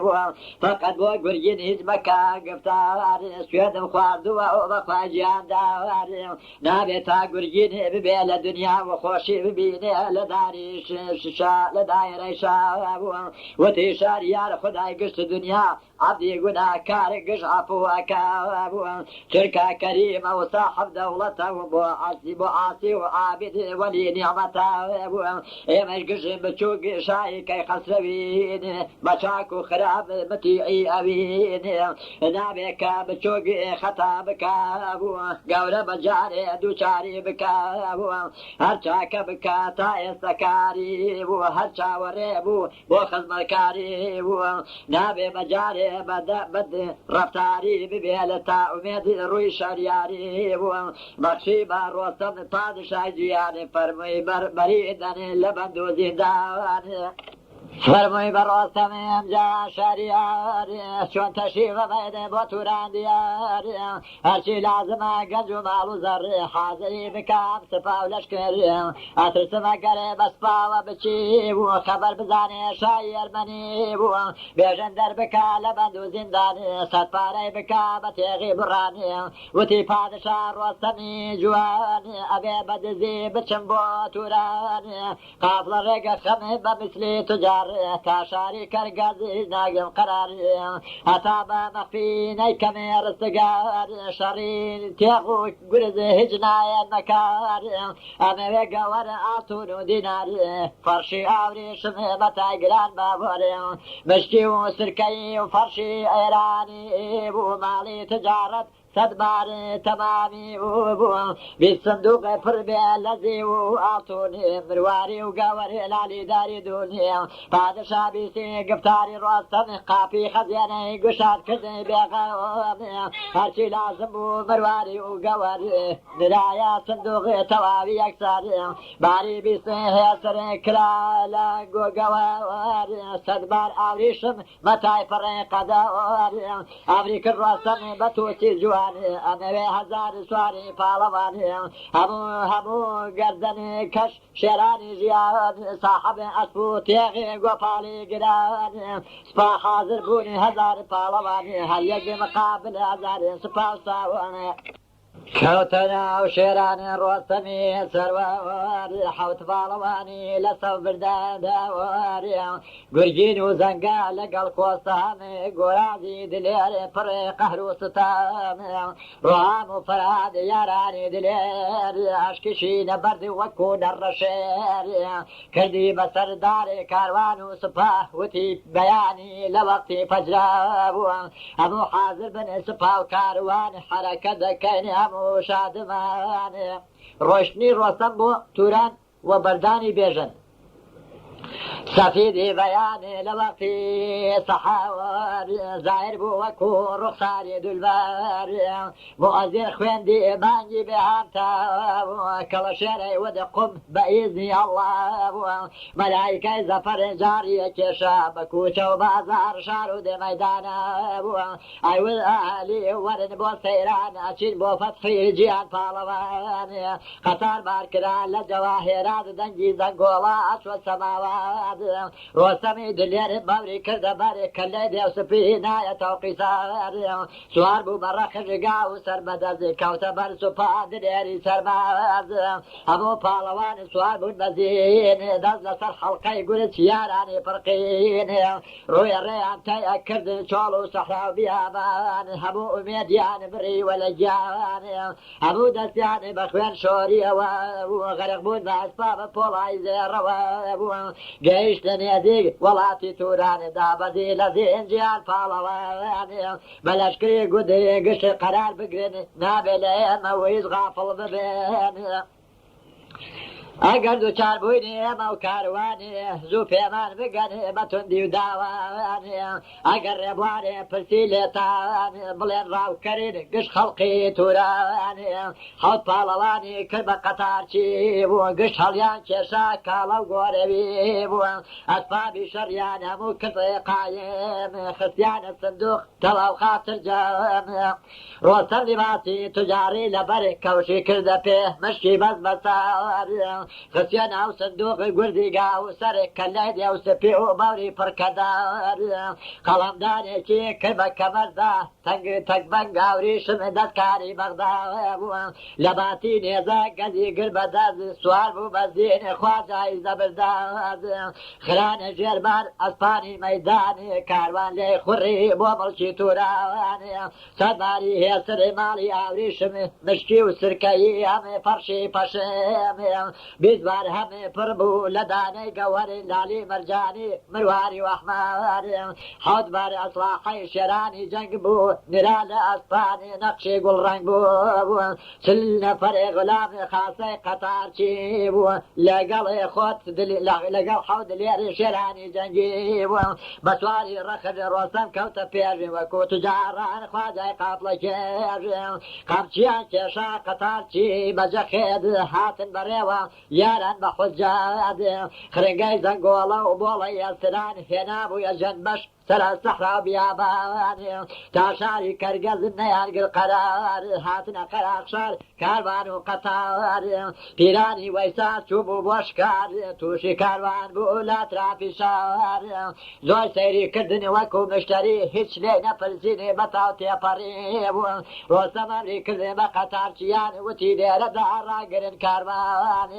نەوەکو پیران بکات تەحقیقات یا بانگمان بکاو ببێ مشکیلات قەتار ڕاگیرا لە بێرونی شار یەک جامی پڕ کردی گەوەری شەوار لەگەڵ دوو ئەسپی ئەسڵ و عەبیدا بوو سەردین ئاڵتون دۆزی وەگاسکی سەهەردا بوو دای بە دوو غولامن لە دواوە بیبەن ڕووی کردە ناو شار شێری بێمانە چووە دیوەخانی پیرانی سالار سەلامی لێ کردی بە شەرت و ویقار چەند بەسووشە سەنایی هەمێ بەجێ هاورد دڵی پیرانی تەواو نەرم کرد پیرانی وەیسا هەڵتا لە بەری لە لای خۆیەوە و نایە سەر کورسی بووە بە خێراتنی بەخۆشی لێ کرد هەمە بە پێکەنین سوالی لێ کرد مەکانی کوێیە خوازای بازرگان چیە قەتار و باری تجارتان وتی ئەی سالار خەڵقی ئێرانم گەورەی تجاران سەوداگەرانم بۆ سەوداکردن هاتم بۆ توران ئەموالی ئەکرم بەلال و مەرجان پێمە چ لە سندوقی گەوەری و مەرجاوانی گشتی سەر بەکەم لە مەڵکی تورانێ سەد بار ماڵی ئاوریشم پێیە و هەمووی سەر بەکەم لەم شار و جێیە بۆیە هاتوم بۆ خزمەتی تۆ هاتم کە بیکەم سەر حسابی تۆ بووە ئەوێم کە بەڵکو و بنوێنی هیممەد ئاگادارمانی شای ساحەبێ بەخێد نێوەکو یەکێ لە ڕووی نەزانی بووە لێمان بشکێنی ئەچینە ئێرانی بووە ئێمە تجارێنێ دنیا نەدیدەینێ لازم بوو عەرزی جەنابت بکەینێ غولامان ئەسپ و جامیان هاوردی پێشکەشی خزمەت پیرانیان کردێ پیران چاوی کەوت بە ئەسپ و گەوەرێ وتی بەخێر بێ ئای خوازای سەروەر هەتا هەزار ساڵ هیچ غەمت نەبێ و هیچ کەسێ لە تۆ ئەحواڵ ناپرسێ بچۆ قەرێقە بچۆ قەتارت بێنە ماڵی خۆم یەک کاروان سەرا بۆتی چۆڵەکەم وتی قەیناکە پیری پڕی قباڵ عەزیەم ناخەمە و سەرماڵ و منداڵ هەر ئیزم ببێ بێمە شارەوە بووە خانێ ئەگرم لە کەنارەوە بووە ئاڵ و وێڵەکەم لە ناو بازارە و دڵی کەس لە خۆم ناکەم نەزارە بووە پیرای کە بیتی گفتاری ڕواستام وتی ئەی خوازە هیچ مەکێشەغام بچۆ بە مەیلی خۆت تەماشاکە و لە هەموو جێیە بۆ خۆ سەوداکە بووە نۆبەچی و حەرەز بۆتان نێرم شەو تا بەیانی ئێشکتان نقريب روسما تواتشو بناي قطار خاني بكري قد لك ناري شار داخل بون بخان قطار وكاروان بارخانة كلا ومتاي فراوان بيران امريكا جار درا لشار بچن بو سودا لو بردي تجار هاتن مجاري همو تجاران روسم نسي كد بقز راكشان بو بتقاچق وقت مزاد خانه بو دستي لي مدني كاري الزانه بو دمي هاوي عسى ميدانه دمي شد وقت دلالانه بو دمي تيغ ماضي لروي دشمنه بو دمي قزي بيوان سنكيش كردنا بو جرانوي منيجا احوالي بيجن بروستم سياسة زمان وإجابة كاد هر روز بنوى كاغذ درخاد أساس الوقت كذي تجارة فراغندي كذي زرزيري بغايات مني جبيسي هات وكاروان لإيران وباقي تجاران بطري روتي هدو في فتي روي كذنا وشعر شعبادي فريب كراس هالدرا وشافر لقريان روي كذا خاني كارواني إيران شولا روسم سريدان واني وتي بخير بخواجه بازرگاوان پیشکشی تو بگش ملچی توران یا یدر بیر خدای لامکان قازان دست قاد پادشای اکبر اسوری مال بکا بگوان بود برم بین فکر و خیال بگاتا گردون پای یقبال چیه جنگ و ماس ایرانی دیار نازانی خبر خسروی سالار چون اندل ایرانی جیو لگل گودرس زواره و روستم زال و فری برز اول لنایان غیرت نما و جوانی وک بیجن لبن خرابا سال زیاتر وال زندانا بسرا و لنا و بندی گرانا هزو دستو فی دابری و زنجیر بالای چود بوا و کداری پی مو فقيري خوب قدنا كم قريان لتاو دردي أواب مبريان روسم لي ترسا وتجاسوسا وقصد زير زباني لوسا وتدري كالشمي مكارا ومن شيما بصر أمد رفتارا نخسر وناس من سالاري نو سري جيو مقور أجدادي خسر كي خسر ويجي وقودل يجي شواد خدا بختي عن قلب كابر باد مني جبيسي دستي كل بقريان او بقوني اها وقبريا مرجان وتي اي خواجاي فرعقلو غيرت لتوقف تارينا لا يقنايا كجواب منادي بوشي مدركايد دلي خوذ لمن فرك دركايد من خوم دردي كم والد الوجريق ساعاتي سجار دعام بوبريق عبر إيراني وايا أصول يا التفاتنا كان لقل فقيران روسم سيري كذ لحالي دل برد اللي فيسو تاودو شاري بوتار وتي اي فقير بيشاري مظلوم دل قران مبهوتو ترشيروم دلم مشغول بو بسودا كردن دست كرد بو بسؤال كردن بويا عاجز بو من لقفتاري تو إلا نما كد دلازاري تو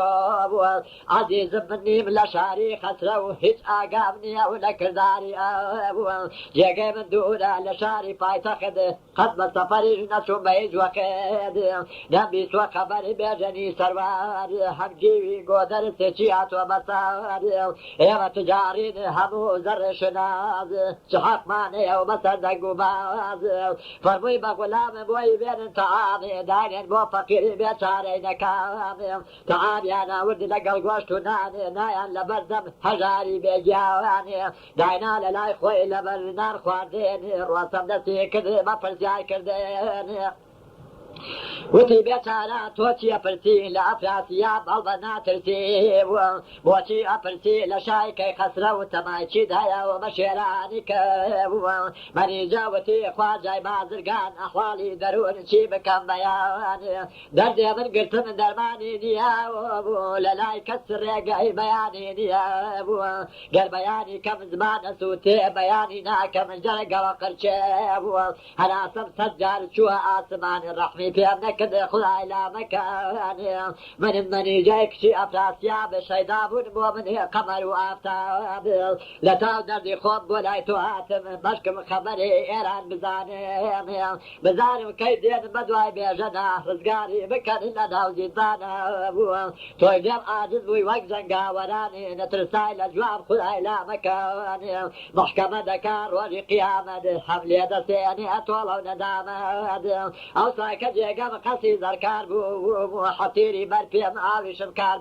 بو هزار شازادا خزبا كار بو ساقي وعود ليدر چند زار بو يك هزار كريز كار كرم بو تاجي پاشاي لسر سر بو يسا أبيني سرم أوريانا وفرشم دارو بدل جيب سر زندانا جيب پاي خوم سايا يك بردا فلاسم كن خاشكو بردا شراب نوشيد مرشين وقريانا وساقي وكمان شمد دنجي أفغانا بو بيجنا بدبخت وإقبال بوم بدر لجا وجلال روشتا وارا سوالا كم لشار أي بمبو بأذن شومي سياتشار شوتا بياني لدركي زندان أقريم لدرقاي خداي آسمان أما يك صالا لوالنا وزندان هشتا نيدي وخورنا آسمان شياتو بصري قشي كذا اقرار ناني اخوارد واقريا بزار دخيل خواجه دسم بدامان حلقه بقوشم وكو غلامان اقر كوتا بايتقتي خسره وسر حسابي عن كود الايراني كو امجي وقدر زيبك خبردار تاتوان زوبين بهوار يك من جيتي تري بيجن وابي بتماين بن روحي درجيو وصفك بيسي تواري خبار وتي مني جان هزاري دلبار بونا شي تولاي افراسي ابداني شي بكيف هم بخوي شراب تربام رنقان كشي هجراني تابو خوي امري البيجن لزنداني اقل ترتي باوكر نبوايا ويسام كريدي مساحب مايا ابو عندما دايتي قنجو مالو زار احتياجنا ابو ايبتار وجي مشاري ما دام شازادي والي قوما وتقديري أزل ليتي الرداوة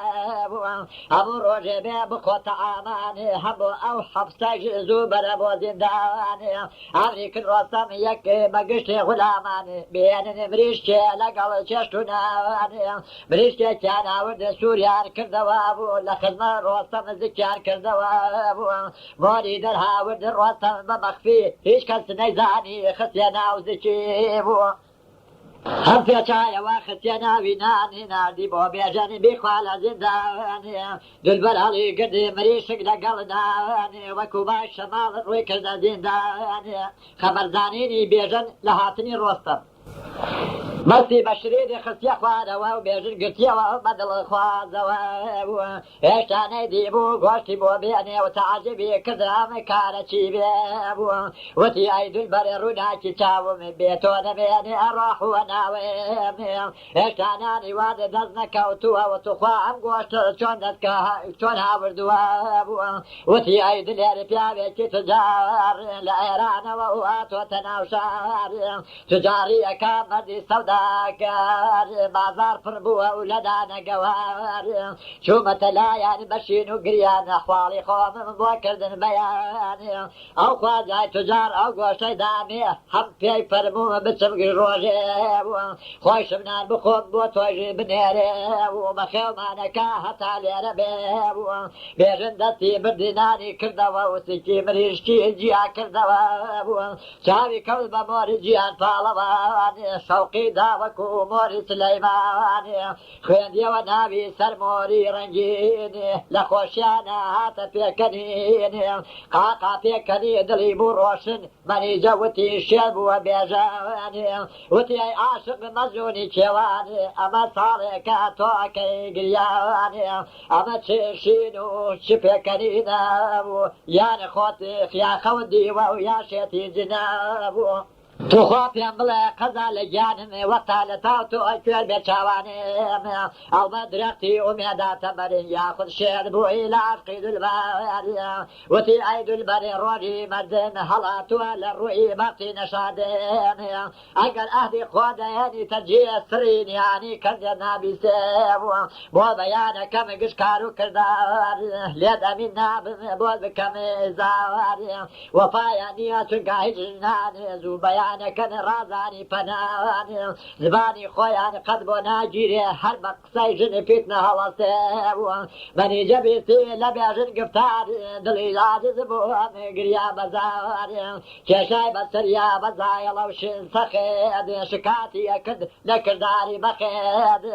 حیفە زایە بوو خانومانی مێنێ ڕۆی بە خۆڕایی ئەم گریانی مێنێ باوکو کەس و کار لێبوون بە بێزار سەر و پێپەتی سواڵەکەم لە شار تاجی پاشایی تەختی فرگەوەر ڕۆی بە تاراجی خەزێنەی پڕزاوەڕ غولام و کەنیزی کردم بەرەڵڵا گشتمدا بە بەعەلەڕێی بێژە نابوو ئەویش بەم ڕەنگە لێم نابینە بوو کرداری خودای ڕۆح لەمینە بوو بێژن گوێ لێ بوو شکاتی دولبەر دڵی هاتە جۆش و بەکو سەماوەر وتی ئەی دولبەرێ ڕۆحی ڕەوانم گفتار ڕاستە و قەزا لە گیانێم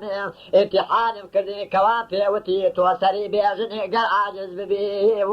مژدەم بدەرێ بەختمانی بوو ڕووناگ جوقەی تاجمانی گەیشتە ئەفلاگ بەختی خەوتومانی لە قەوەڵساوە بوو بابی مرادمان گوشار کراوە بوو دەروازای خەفەت لێمان داخراوە بوو چرای ڕووناکی مۆمانەڵ کرا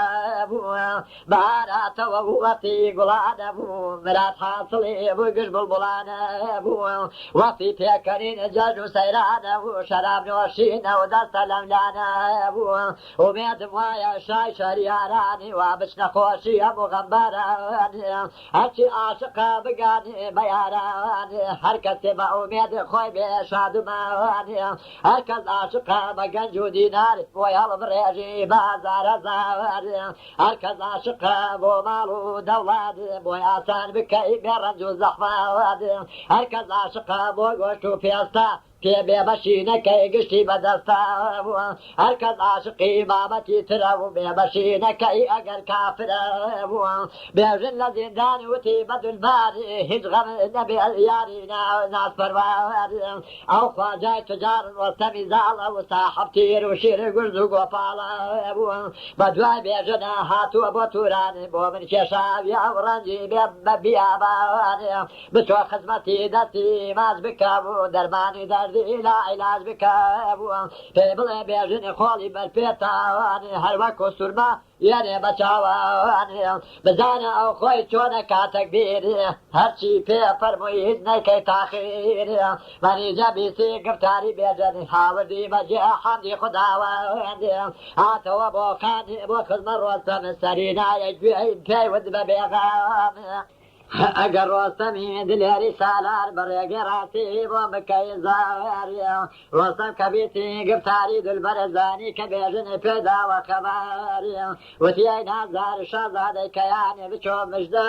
بە شێری جوانێ بڵێ ڕۆستەمانەوەی زاڵی زارێ بۆ عیلاجی تۆ بەست و یەکەمارێ هیچ غەمتان نەبێ باونی ئەزان ڕزگارتانەکەم لە دەرد و زیندانێ ئیتر مەوەستا هیچ مەکرد بەگە قەرار بچۆ بۆ سەحرا بێنە پۆش و دار لە پشتی زیندانە گشتی بکە حاضر سەعادیەکی شەو تێبەرداگێر ئاگرێ گەورە زوو بکە بەرپا بوو ئێمە بیبینین شەوقی لە سەحرا بووە کاتێ زانی لە لات حاضرین هیچ تاخیر نەبی شۆقی بەرجەمین مەنیجە بیستی هاتەوە دواوە و لە خۆشیانە هۆشی نەماوە بۆ بێژنی شێر خەبەری هاورد گفتەی ڕۆستەمی هەموو بەیان کرد بێژن کە بیستی گفتاری ڕۆستەم بەجارێ لە لای نەما دەردوغام ڕووی کردە ئاسمان وتی کردگاری شکرانم بە تۆ سەعاتی سەد جار هەر تۆ بەخشی فەریحی و تەنگی بۆ تۆ گوشایندەی کۆت و پەیوەندی بووە هلا قشتن قابتهم كرزقار لا يغبطوا يا قشكار وكردار قضاء قدرة دم وجوانا وهنا ركيب وكاره كرداي إنسان خلافي توعد كذني ديواب خمباري جيب غم مستحق بواب اما خلافي بطونيرين اللجاتي عذاب خوشي ورقين جوان خدای کی تو لگل عبدا و امش لروی تو خراب عبدی کینی لکردای خومان گش خجالتین و تی عید البرهد مقلا قرار بچو با صحرا بین پوشو دار شرط بین لخزمل خدای لا مکان اگر رزگار بوم لبندو زندان مادام تو بو من واکی شیر رازی بری بوی لتازی لتفتو لگانزی ابی وق غلام فرستانت بیم روح امتيابي وخدمة كارث بيه سلم برد بعض جير في لاوي بيه صبر وقرار كويا كذا وفوش ودرك ودار الوكو بالدارة والسرداراني هزنا يزاني رنجونا تواني خرماني داري كو كذا ولا الصحراء وشاور ابو كيشو بما سردابو لولا والوصم لقوض ليراني هاتنا قراق شاري تواو كارواني ببياني والله خبر بولا وري لوقتي عسران واتنا داري لا تلافي شار خويا خلافاني وحتى عوابو خلاص ماني أمريكا كارواني هم بني حاضر ماريار قايم كذي توابي يكسر دنيا تاريخ وشواد بسراب من نزل دار أقري برداب جاء أقري كاروناك بو صحراب طلوعي الصبح ولوقتي فجراب مولو روناكي بري بياناب طلوعي الصبح درد داراناب أقري أشقى بالبولا درون شوي غباري وبو أسر نقوب شاوي كود بشوق قل الصحراء وزرعي كذا بار شاري بها بتاب روي كذا قافي خالقي اكبر وتي يا ربي فين بدي زفار شوير بك شعبي بدو حسودان هيش كز نزل نبيني سر بعياني يا درم بي لقشي وقتواني او بشاران هذا شي لزنداني در هاوردني بيجن لزندان بدستي روستف أرحو طالواني فوش دركو داري الوكو بالدارس والسرداراني هزنا يزاني رنجونا تواني خرماني داري كوكل دوال الصحراء وشاور ابو كيشو بما سردابو لولا والوصم لقوض ليراني هاتنا قراق شاني تواو كارواني ببياني والله خبر بولا وري لوقتي عسران واتنا داري لا ترافي شار خويا خلافاني وحتى عوابو خلاص ماني أمريكا كارواني هم بني حاضر ماريار قايم كذي توابي يكسر دنيا تاريخ وشواد بسراب ومن نزل دار أقري برداب جاء أقري كاروناك ابو صحراب طلوعي الصبح ولوقتي فجراب مولو روناكي بري بياناب طلوعي الصبح درد داراناب أقري أشقى بالبولا درون شوي غباري وبو أسر نقوب شاوي كود بشوق قل الصحراء وزرعي كذا بار شاري بها بتاب روي كذا قافي خالقي اكبر وتي يا ربي فين بدي زفار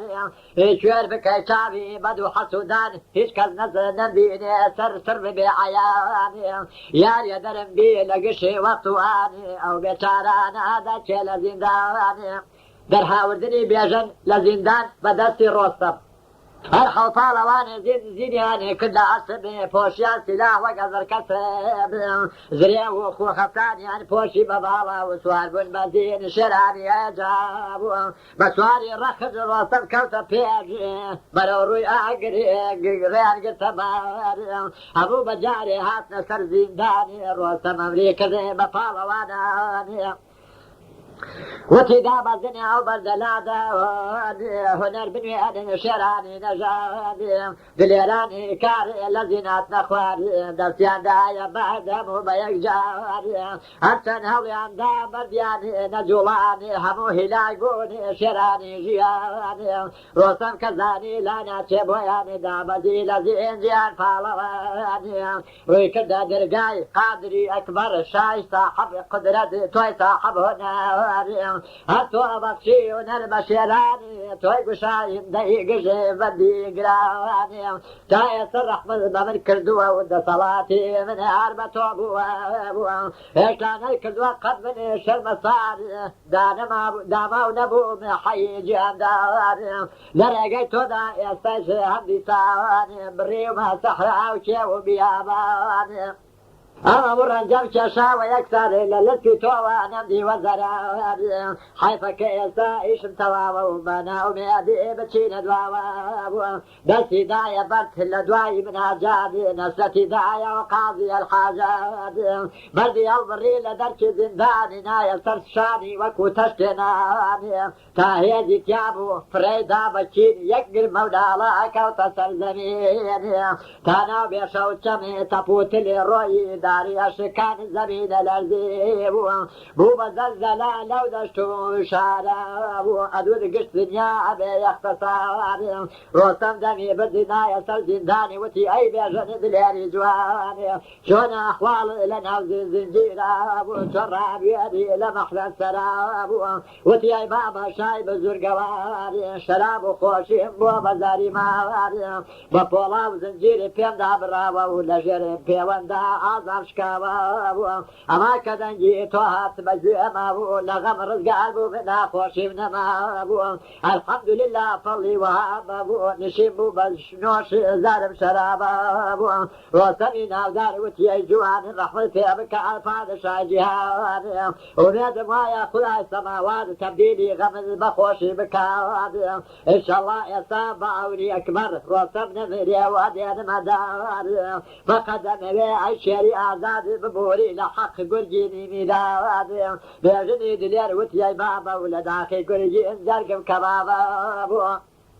نازانی چی بوو پێکردم گورگینی دووچاری کردم لە ڕووی سەرزەمینی کرداری گورگینی ببیستێ هەر کەس ئەگری بۆ حاڵم تا ئاخر نەپاز تا ڕۆحم تیا بێ کرداری گورگینی ناچێ لەبیرم لە ڕووی سەرزەمینی بە بێژنی وەری شێری نامداری قەسەی پرۆپۆجیش نایە بەکاری بۆ تۆم کێشاوە ڕەنجی ڕۆزگار بە شەو بە ڕۆژی نەمگرتووە قەراری ئەگەر بکێشی چینە لە گورگینی روسیا ئەکەم لە کارم گشتینێ ئەڕۆمە دواوە ئێستا بە داوانی هیچ کەس نامبینێ لە خاکی تووراوانێ بەرناهێنم لە بەند و زیندان هەر ئەمە جێر بێتە ئاخر زەمانێ بێژین کە بیستی گفتاری سەرواری زانی سوێندی خوارد نایێنێتە داواری وتی ئەی بابە لە ڕێگەی یەزدان گەردن ئازابێ و گورگینی جوانێ هەرچی کردووە لە بەدکرداری من گشتم بەخشی لە ڕێگەی باری بووە قەسەم بە یەزدانە تا دنیا بێ و گورگین لەگەڵ من هەبێ برابێ بووە ئەمجا پاڵەوان کەمەندی تێخەز بێژنی کەمەری خۆی پێوە دەبازێ ڕۆستەم کەمەندی بەتوندە کێشا بوو تەکانی پێداڵیە کێشا بووە بەسەر کەشا کەژێ تا هاورد یەسار لە هەموو ئازای ئارەغاتە داری یەسباتە دەرێ لە بێری کەنان بوو یا خورشید لە برجی مەشق بوو ڕێڕەوانێ یا مانگ لە گۆشەی هەور هاتە داری کە دیقەتیاندا بێژنی سەرباری هەموو گیانی ڕوودی بە توێی کراسێ بووبووی سەرتانە و شانی هیچ کەس نایناسێ بوو نیرۆکی درێژ وەک سنگاڵی شێر پێدا بڕێوە و بە حەڵقەی زنجیر زەرد و زەعیفە وەک دەردەداری ئێسقانی گیانی دیارە وەک خەیاری ڕۆستەم دەستی برد بەند و زنجیرانی بە بەرد و بە گورسی هەموویای شکاری ڕزگار بوو لە دەست زنجیر و پێوانی بێقەدری کردیان حەمدی خوداوەندی دەستی ماچکردنی بێژن هەمووی هەمشی شێرانی کردی قەدەم پۆز گیان پاڵەوانی لەگەڵ مەنیجە شێرانی یەزدانی گەرانە دوای وهات البوكاروان هات البوكاروان نيشتن لسرتخد الرسم أمريكا بين مرقور رخيد وبيجن الشير مني زيد الماري كذيانا ششتوشو هدو كان يكسار سريانا تاسي كذيانا نينوكي يكزار مني جوة مبوكي كذيانا بري كراسي حريري كنت كمال شيري هم خصلو لاجيري كذيان بقد يا آلمائي قواري ديو تاجي آصوني نايا نسر سار رازاني أنا ووجاري جاراني كذيان مسريا عطو قلاواني روسم أمري كذب بيجني جواني لقل قلجينا كذيان نسمناني بيك دل شادبوني هروكو بناو هدغمو خفض للايا نماو كاروان باكرا تاجير بداواني مولي كذب جيهان فالواني هرحل فالواني سلاحيان بوشي جينيان كذب لا أصد همو مخوشي وسبيد لين سوال بمرة خير قافلي تصيب كد بدأتي أشكر فرمي بدأجن توي لقل دنبار لا لقل أشكشا بسن بود أشكر ويتم وسر مالي أفراسيا أبيج قريب كم كباب سري أبرمت خبراني أي بابو خدمة شاي كيكياني خوي راحتي لي كم مشيني بقرين محالي قشتوران زميني تنردي كشابة ولا زنداني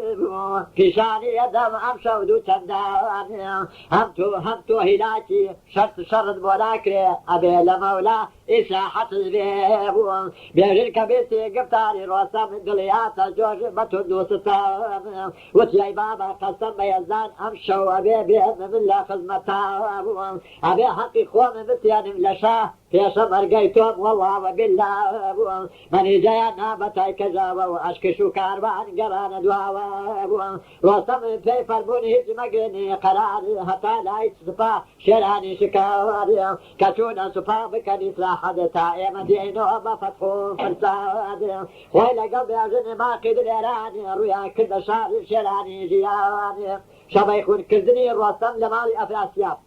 مهمو شرابي ترسو حجاب شون بدرقاي شاي أفراسياب يقوم لفردي حرم خوتبو لقل بانوان بيغاوم شمشيري كيشار وسمي سالاني داي لنو دروازو دايا وردخواني هرشي نوبتشيبون لقافي شابو دايان بيكا شراني يزابو بوبتكا سق موشوي تاريقي شقي شمشيراني برندي باري هاتوا أخوان وسرمكو خزاني بزربي خنجر كردني بيجاني لقافي حرم بوبتكا سقتي في نوبتي كوتن للرخاق بزربي حربي شيري سبشكيني دالان وخوشاب بموجي خواني نارتي تشاد ليري آزاد وتي أفراسي هذا الشايز مخدينا شاد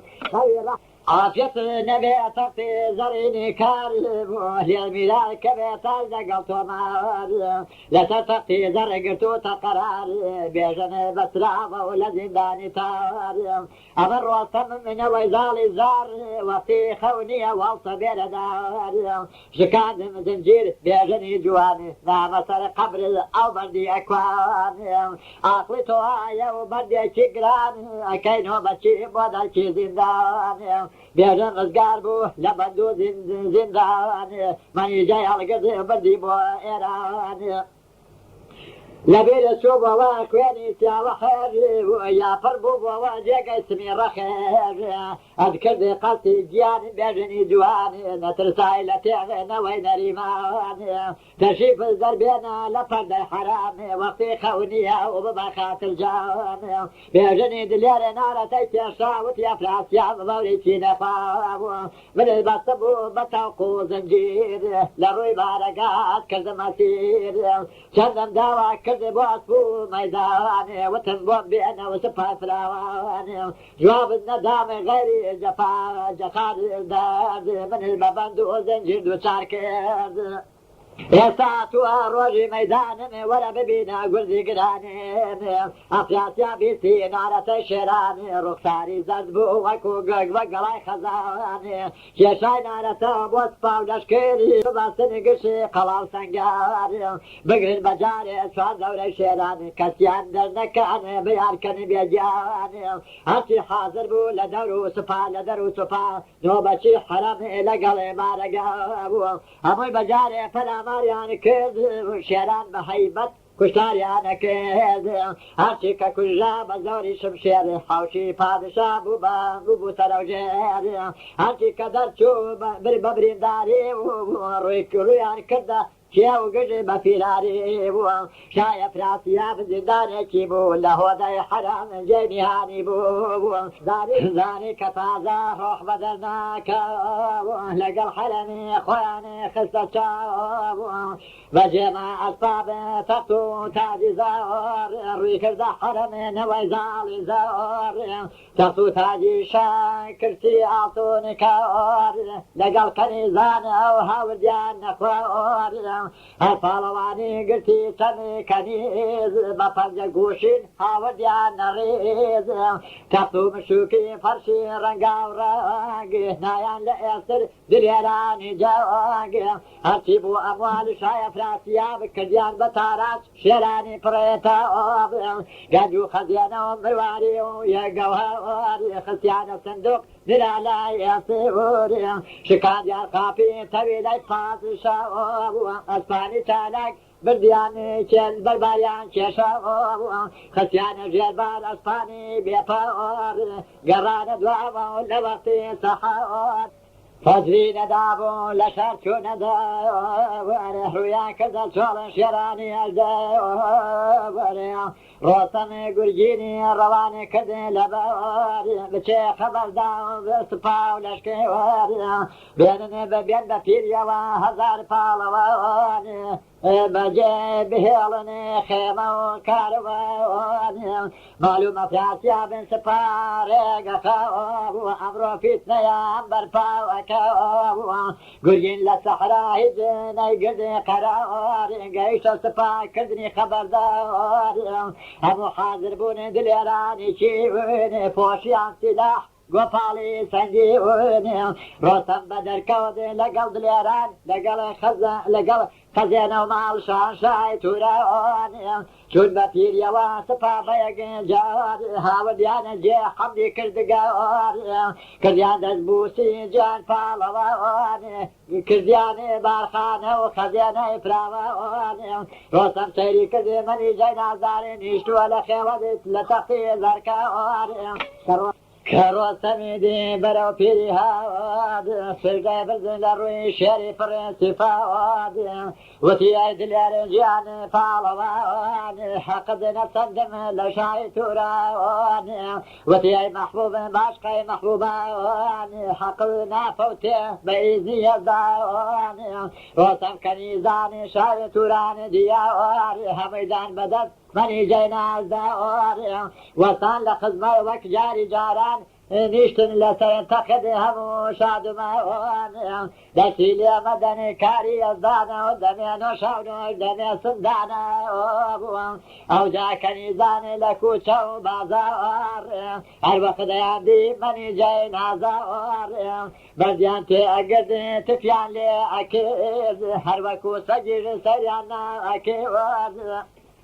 ئەمڕۆ هەموویانی بەدەستە و نەزەرێ وەساون لە خزمەت نازداری دولبەوار بزانن خەبەرن شای تووران دیاوار کە ڕۆژ بووەوە خورشید بوو هێزاوار خەبەر بوونەوە هەموو سپاهان چون بۆ بارەگا و گشتپاڵەوانەوان تەماشایان کردن سەرا و بارەگا هیچی دیار نێتاو لە مەیت و خوێنەوە شایە فراسیان لە چاڵاتە دەر هاتۆ بارەگا و بەورێکینەوە وتی وەزیران ئەمیرانی من تەکبیرتان چییە و دلێرانی مێوەن ئەمشەو کە ڕۆستەم هات وەک شێری ژیان بێژنی دەرکردن لە باند و زیندەوان بەنی جای بردن کردی شەبای خۆبوون قەسر و بارەگای کردن سەر نەگۆبوون هەموو نۆبەچی کردووە بێسەر بردی بە تاڵانی خەزیانە یەکسەوار نما لحرم نفرشو نمال فردي بطاران او روسني زال خوم لزندانا كردو رزقار إلهي كشتم بتغي فرقار ساقي ميقى كنيدي حرم بدني بأسير التوابي بيغار دليران بيسياني قطعي شاريار هلطان سرتي بوم همو با يقجار لشكر بردني أفراسياب بدواي روستما وشكاندني أفراسياب هوتيان شاريار تاكي بدنابي بيانين بشانا لنا توابي بفرمو سپاس وار بني يكسر أشين بدوايان ايان كني بيصار قسم بيزدان خداي دا مكان تاروح بنيني لنا وعظامان لسر أم فندو دسلنا قريون يان سريخوما ندين ببريون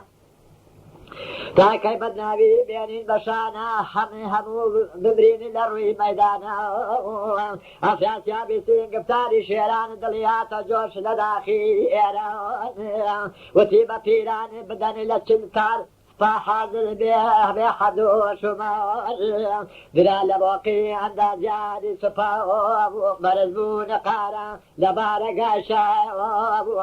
الشار هات جنبش وقبحري عمان پاسوار بونه بپشتی اصفهان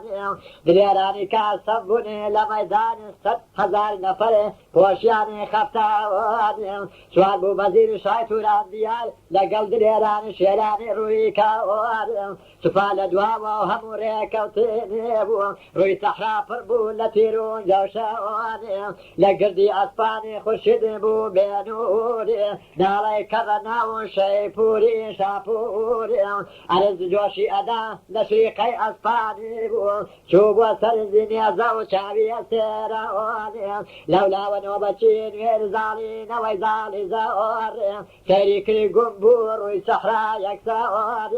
و خزمان روسم خبری هاود و تی شایتوران دشکری هاود زمین دیازی و بغیر سپا و بحری بیپی هشپو لداو روسم کبیسی لقاسد خبری و تی قیناک حاضر باشور صد کزین و بچیب و مالو کاروان للای منیجا بود بپاس وان خویان حاضر کده باقی دلیران اصلاح و اصفاب پوشیان بجیوان روسمین هادار موری کرده بوان کلی دیم سپید آیتا و قیساوان و تی دلیران سرنگانی چیبون روژی غیرتا بجوشنی بقیون نابي قصور كان لا أرسل ميدان قجب سلمزي بتينو إيران فيدا بو قربي كرنا وشلتاوان سوار بو برخد بالوان كوان لقل دليران هاتن بو صحراء سفيان بس همو شيراني آزاوان داي ديان لاي راس داينا للاي راس اشكشين دلياري لقل كوسا هم وكون الرشاوار روحان وزنقا خسني لاي تشبه خوي لقلبي جن سوابون معسواب لبل سفاوة ايا كذن جوداوان بوهن ما بعضي لعساي ميداوان لبشتي سفاي تشبي بيستون باقي دليران داخلي صبيبون سفاي فراسيا باتنا بلا بادي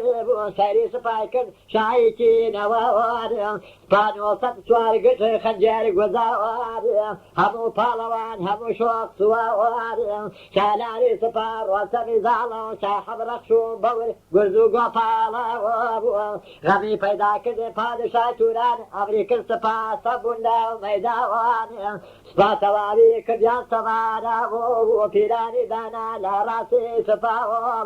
هما للاي شبه هم قرسي قرار قرشويز لفرش مدي صاحب قارم خوي قراري قد لفتي سفا وبهب ولادا هاي كنت ماشا وسمي دليل بهر شوالادا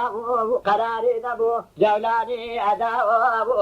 وكذا ميدان بتندو هيبد وتي عشاي كم اقلو غيرا بوتي ارناني لميدان داري تاكيد ناكيد خالد بشايراني هدايا بتنقي ناموس وحياة أداي بكشتني بنا حقي صفاد چەند جار سوپاهدی گت کردەوە بەکای سەر ملاو بڵاو هیچ کەسی نەیدیوە ڕۆژی لە مەیدان ببی بەرقەرار ئەی بەدی گومەوان بۆچی تیرن تێدا خۆی تۆ لە شەڕی شۆڕ چەند کەس بەناحەق ئەقەیتە ناو گۆڕ هێشتا نازانی نەوەی نەریمان لە لای سەیرانەوە شەڕی ڕووی مەیدان دڵی ئەتەقێ لە سەحرا سروتکێ ئەگەر ببینێ شوێنی نینۆکی گوری کە بە زاهری فرێ کە باسەڵ فرێ لە ڕووی ئاسمانی باڵیانەش توێنێ لە هەوا تەیراوانێ ڕێوی قەت نەبووە لە مەیدان دلێر ئاسک قەت نەبووە مەقابلێ بە شێوەرێ بەسە ئەمێ بەزموکی نەسازیە بوو هاوۆی مەیدان تیرەندازیە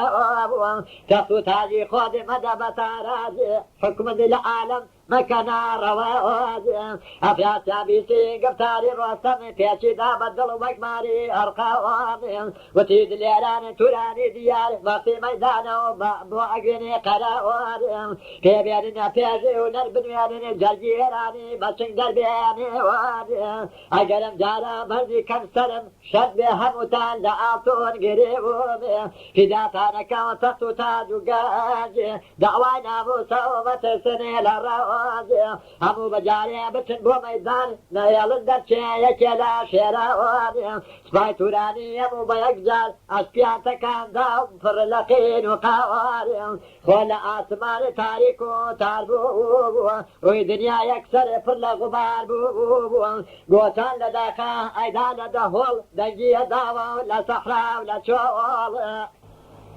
شاپورەی قیژان بەناڵێ حەزیونی ئاسمانە گریەوە بۆ خاڵی زەمی سادرێران ڕژانە ناو یەک شەقەی چەکاچەک ئەیدا لەو فەلەو ئەوا تاریک بوو بە کۆزڵفیان زەمین پڕخەپەد وەک دڵێ غەمبە بریقەی شمشێران جار جارە دراوشە وەک چەخماخە لە نیوەی شەودا کسپەی خنجێران ئاژەی کەومەندەونی ئێزگار خۆ شڵپەی گۆپاڵی گرەونێ هاتبووە جەنبەر سەحرا بیابان وەک دڵی عاشق ئەیکردە لامەونێ لایە کۆتەم لە لایە بێژنێ گراز و زەنگە و شێرانی پڕفەونێ گورگین و ئەشکر لە لای خونخواون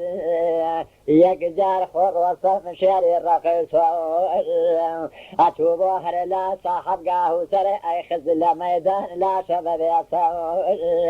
ئەیدان بەیەکا سەفسەف لە مەیدان سەرهاتە خوارەوە گەڵا ڕێزەون وەسەم سەیری کرد تورانی دیەون وەقتا غاڵبن لە مەیدانی کەون کێشای نارەتە و شێرانی ئێران بۆچی سز بوون هەموو لەو مەیدەون هەڵبە خەریکن پایەکەن توران سەری من شۆڕکەن لە مڵکی ئێرازی هەون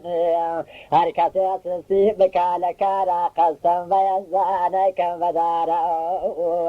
دلێران بیزیان گفتاری ڕۆستەم هاوردیانە جۆش ئەو سپاو بەهاو سەرەهاتە خوار بەگێ تەرزای بەهاور خوێن جۆگەلای بەزێ لە ڕووی سەحراتە ئاشکشی دلێر ڕووی کردە یەمین شکاندی سپای تورانی زەمیونێ گوگورگین و ڕەهام فەرهادی دلێر شکاندیان لای سەب وەکۆنە ڕەشێون ڕۆستەم و بێژن لە ئەرسای مەیدان شکاندیان لەشکر پادشای تورەون بوو بە بەحری خوێن سەحرا و سەرزەمین شکا بەیداخان تورانی پڕەقیونێ ئەفراسیاب زانی چارەی نەماوە و سپاو دلێران هەمووی کوژاوە لەگەڵ سەرداران سوار بوون بەزینی گەڕانە دواوە و بەدیدەی نمیونێ هیچنەیدی چارەی بەغەیری فیرەون ڕویان کردە کێ و دڵ بات و غەمبەون سێ سەعات ڕێگە ڕۆستەم و شێران چون بە دوایانەوە بە تیرەبارەوە 2000 سوار گرتیان بە ئەسیر هاوردیان نەدووە و بەستیان بە زنجیر لە 100,000 کەس 1000 سوار دەرچوونی باباقیان کوژان یان باسیر بوون خێمە و بارەگات چیان هێنا بوو هەمووی دەترسا گشت بە جێما بوو گەڕانە دواوە و شێرانی ئێران بردیان بە تاراجێ خێمە و خەرگایە هاتنە خێوە منی جەی نازەوە کە زیانی ساحەت شێرانی سادە ڕۆستەمی سادارە خەزێنە و گەوەر جی بەجێما بوو لە سپا و لەشکێ هەمووی تەقسیم کردن لە پاڵەوانان کردیان شکرانەی پادەشای منداون هەرچی کە خۆی هێنای بەتاڵان لەگەڵ تەواوی ماڵی کاروان خستنیا سندوق بۆ شایکەی خەسرە و باڵخانیانە کرد بە تاجی لۆدە خێمە و بارەگا گشتیان پێچاوە و مەنیزەیان خست بە تای کەژاوە باقی کەنیزان سوار بوون بەزیری گەڕانە دواوە و شێرانی پڕەقی مازڵە بە مازڵە هاتن بەڕێدا بوو ئەتا نزیک بوون بە پایتەختی شەو گەڕانەوەی ڕۆستەم بۆ ئێران و وەشایکردنی بێژەن و وەچوونەوەی ڕۆستەم بۆ نیمەڕۆست قاسی ڕەوان بوو بۆ خزمە خەسرە و خەبەرداری کرد پادەشایەنەوە وتی کە ڕۆستەم وەک شێری ژیان بێژەنی دەرکرد لە بەند و زیندەون چووە سەر ماڵی شایە پراسیاب کردی شەبەی خۆن مەردی دڵێ بەتاو گەنج و خەزێنەی هەموو کرد تاڵان ساقی و کەنیزەک ناسگنە و خاڵەون لەگەڵ مەنیجە و بێژەنی جووەون گەڕانت بە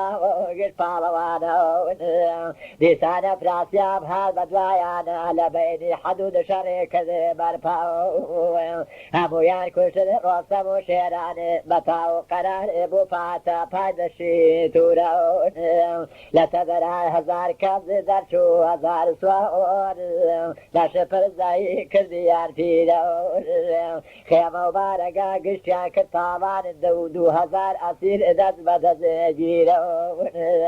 گەڕانە دواوە و بە فەتح و فرسەت ها کاگەیشتنەوە پایتەختی خزمە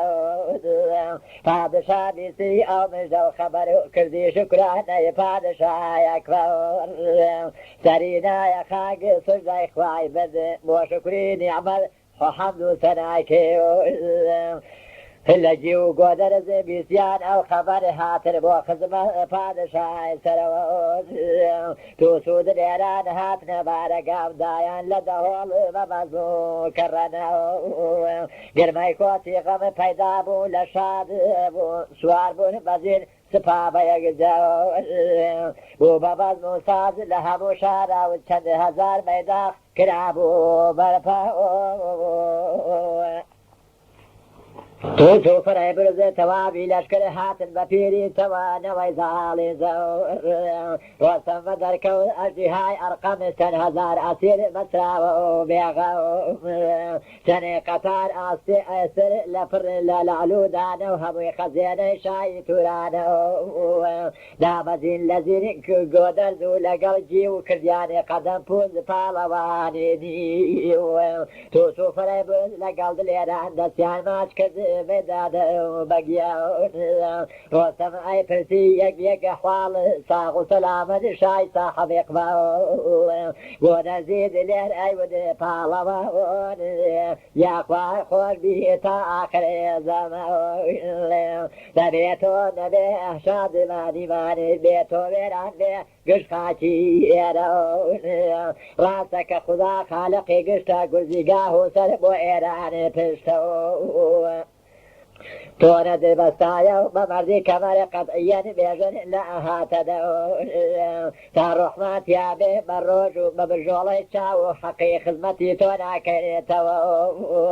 سپاو دلێران بەزینی بوون سوار بە کەیف و خۆشی داخڵ بوون بەشەور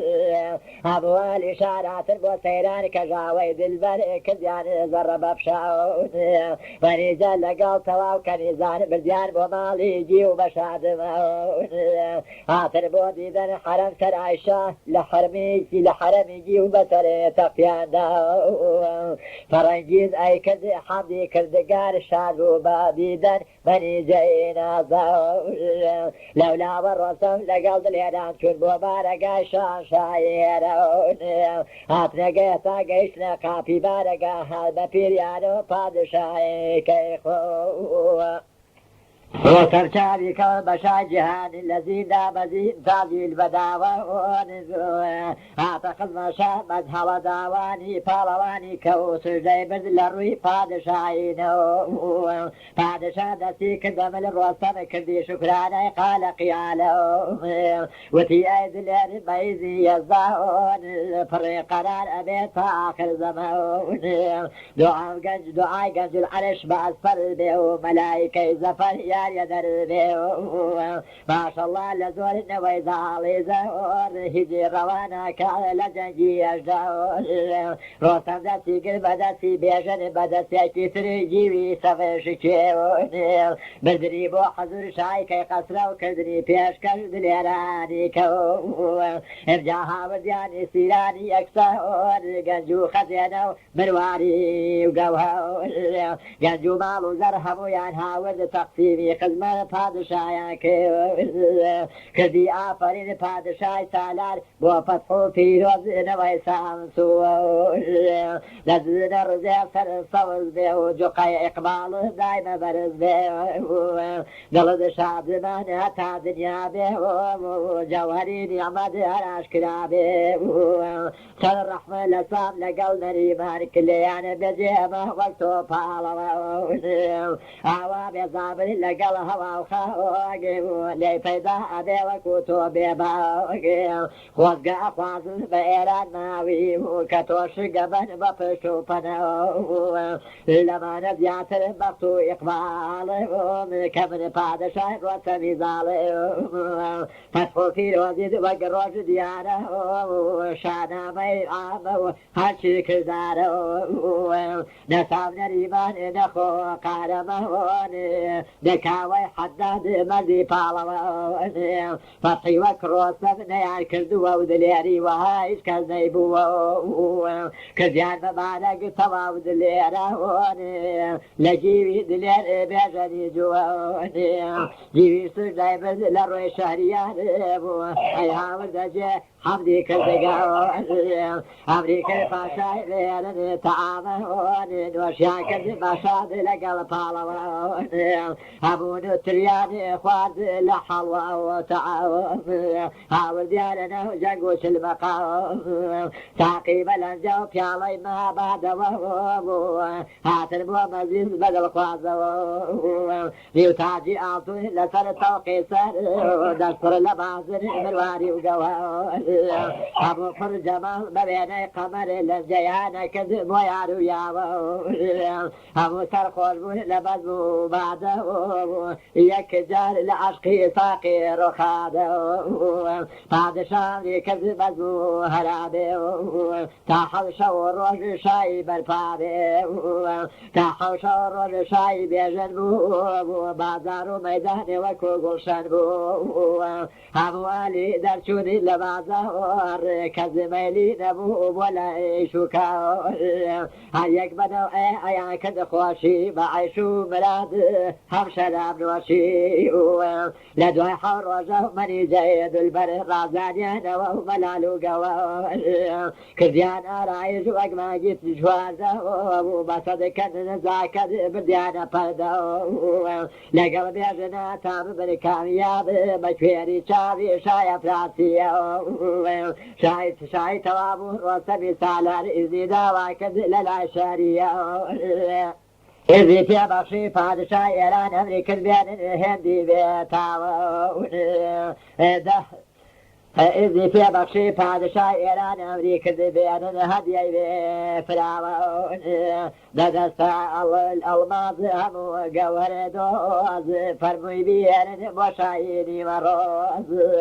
قرب يك جامع قوهر شوار صدس في شالاق روندي تيور أبو بديري آطر كارو لغاوي زيوين بهو سارو صد حشر بابار فرشو مكاتب ومالي عريشم بارخانة كلو دا قوجي زادة وقمر تعال عنب وبوثاقي شراب وبعد جيرون دا غلامي بتوغ آطر كارو همو سربتاز لعالكارو بخشي بروسة شان إيران كردني فيش كجيان بالوون كردي دعا أخوال مجلس شان سوار بو برخ شعري سوفنا لقل سواران هدية وغلامان هاتن بريو همو شادمون تا شعري زابل نياقل قراور شادو بديدار زالي يختيون هركز يجي خوي داريش بخوشي بعيشو بلادة بشراب نوشي توابو بحثي من جو بيجري بحد وقدر حمدي خداون بدتي فقير ورحمتي حق فاتحي فتاح شاعري وطفر عشير دولاني زادة وفتحي بالقوم سجيب الدرقاء سلطاني عرب تاريخي نزمي بيان كم بوتو هزار وسيستد لقل شتونو جمادي أول الرجين والذهب زور في الشمع وساعتي هشتو أم عاشرنا بيان عبد الدفتر زي قوم ولا عيد البول هيدو البرجوة بقرا لحال وأخوال شو في شان الدار زي هاي بطال تاشير خوربو مدايك مناسي بغير داعي قشيبنا أزاني كشير من ما كوت مهوليناني عشقي باب قبوم بروح وبجاني شركي كبابكم مناني في مدى وها مزاني باب بوت أخواب بغير باب بإخوابنا خوابنا أناتي هم لدايكي شبه تواب معاصيب كذي قسم كذي باكش بيدي ناري بويا الناس وريدي إشكال وكذار إجا عاشق بو من بدينار وزر نما لدو ما ويشغش كيف دار تنبو عشقوا من هرمام وولا عذر الفارة ورتلام كذي قسم كذي فارة بوجنا هر بوجنا بيو أمغم خواردنا وتم كوابو ذنب الخلايا وهر أو أبي وأنت قلايا تنصال بو هواي هاري بي وفا لذتي دنيا قشم دابا تاب نبروش آرام نبشو قرار أتا قيدام كذ خلافي لنقار هوش ما توا أبش فاني وهواي شيطاني لسرمادية نمزاني برصا هربو لايتويا وهموي بتعالى أمدد روايا إجابتو ودلم على وعشقي توكدو للامين ما أتي ما شغبوني بودلم جاراني ليبوني بدشمني وقذري ماراني قد محبوبان لابو بخيار همو وقر رقيب لما تيشن خار لا إلا تون بيه هيشي كمنا بيه تقرب ودلم دابن هويا أشقى بدستي كردي تو هل بدا هدم بنوعي عم كيرن جروب خطاي من شيا وعكي قدره هشتا أفرسي لخير ولا شر نخير هي منه نشر هي منه تقديري تويا وارشي كردنا ظلم بدنا يا وابو بيزار دما ولا لعم حواس وقوقار سالي ردا زوب بمتا جيقابو نوكان وكالات عدل لرقاب رباضي عاشق زور فرخطر والله عاشق تيام حيرا هرجز شقنابة ببيك زباني دماي عشق من أبو بلجاني توكد وزيوا هالبسواري عشق فويا للبحري أحبا كم شيخ لم غريبي يا كيم كارزقار لهموجي يا وابو بيزار ظلمات وغنبار برا بندي جري مرێگی سەعاتی سەد جار خۆزگەمە بۆ مەرێگێ خۆزگەم بەو کەسەی هەر وەکو بێژنی نەجاتیە بێو لە کۆت و پێوادێ ئاچێتە خزمە شەهریاری خۆی سوژدەی بۆ ئابادات و تێبۆیە ئەمن بێژەرم سەودای عەشق لەسەر بۆ ڕوخساری یاری بێ پەیوان لە شارێ نەفسم ئەفراسیاب زۆر لێمێ بەقینە و دنیام دیدانەوە چەند شیرینە ڕۆستەم ئەحمەد شافعی مەشەرق قەبرم کەمەندەوە پێمە باتە دەرێ ئەم باتە خزمە شای شەریاران ڕزگارمە کەو لە دەردی هیجرانێ تاقی ساڵسا فیدای پەنجەربم فیدای شەراب و ناز و لەنجەر بێمێ ساقی ساڵسا فیدای پەنجەربم فیدای شەراب و ناز و لەنجەر بێم ساقی ساڵسا بە قوربان بم فێخ فیدای کۆڕی بەزم مەی خۆران بێم فدای هەلهەلەی عاشقان بم قوربانی سەگی پاسەوان بم محەممەد ئەحمەدە هەر ئەو ساقیمه بەخوارەوە بەحبە و من باقیم ئەگەر زەڕەیە دەرچی لە یادم بۆ ئاگری ئاشی جرانە پۆشی بەربادم ئەگەر چ حبی ئەگەر حبیە و لەدەوە دەربکەم نابێ قەد مەیلی ئاوی کەوسەرکەم ئاوی کەوسەر بۆ گوناباران سەلسەبیلی پێشکەش عیبادەتکاران زەنجیرت بەڕیازەت کێشان هەنگوێنیش پێشکەش سۆفی و دەروێشان شەرابەن تەور بۆ شێخ و مەلا خۆریان پێشکەش ستا تاقمی شەیدا بوو مرهد تۆمەوێ وەڵاوە بالله قیبلەی منە تۆی لە هەردوو دنیا بووە فەرقم بۆ نییە و جەنەت و دۆزەق لە هەر کوێیە بی هەر بنوێنیە ئەوان هەوڵەدەنێ بۆ قەسر و هەیوان ئێمە گشت شەیدانێ بۆ ساحەب مەکان لە ڕۆژی ئەزەڵی کراز عاشقی بڕید بە باڵام بەقەر سادقی سادەخی بم ئەی تاجی سەرم لە وەقتی مەرگە ئەو زوو بێتە سەرم بە قەولی زاید عاشق کافرەوە چونکە بێتە قوا و شەیدای دولبەرە بوو ئومێدی زاید تەقوای خۆیەتی و گوناهی مرید لە ئەسۆیەتی بوو ئومێدی عاشق هەر فەڵی تۆیە و فەتیح فاتحی سەگێکی عاشقی تۆیە بەقەدەر حرفی کتێبم یەکسەر سڵاوات بەدۆی پاکی پێغەمەر تەواو بوو بە ئومێدی خوای تەبارەک و تەعالا لێرەدا تەواو بوو ئیتر هەر خۆشیتان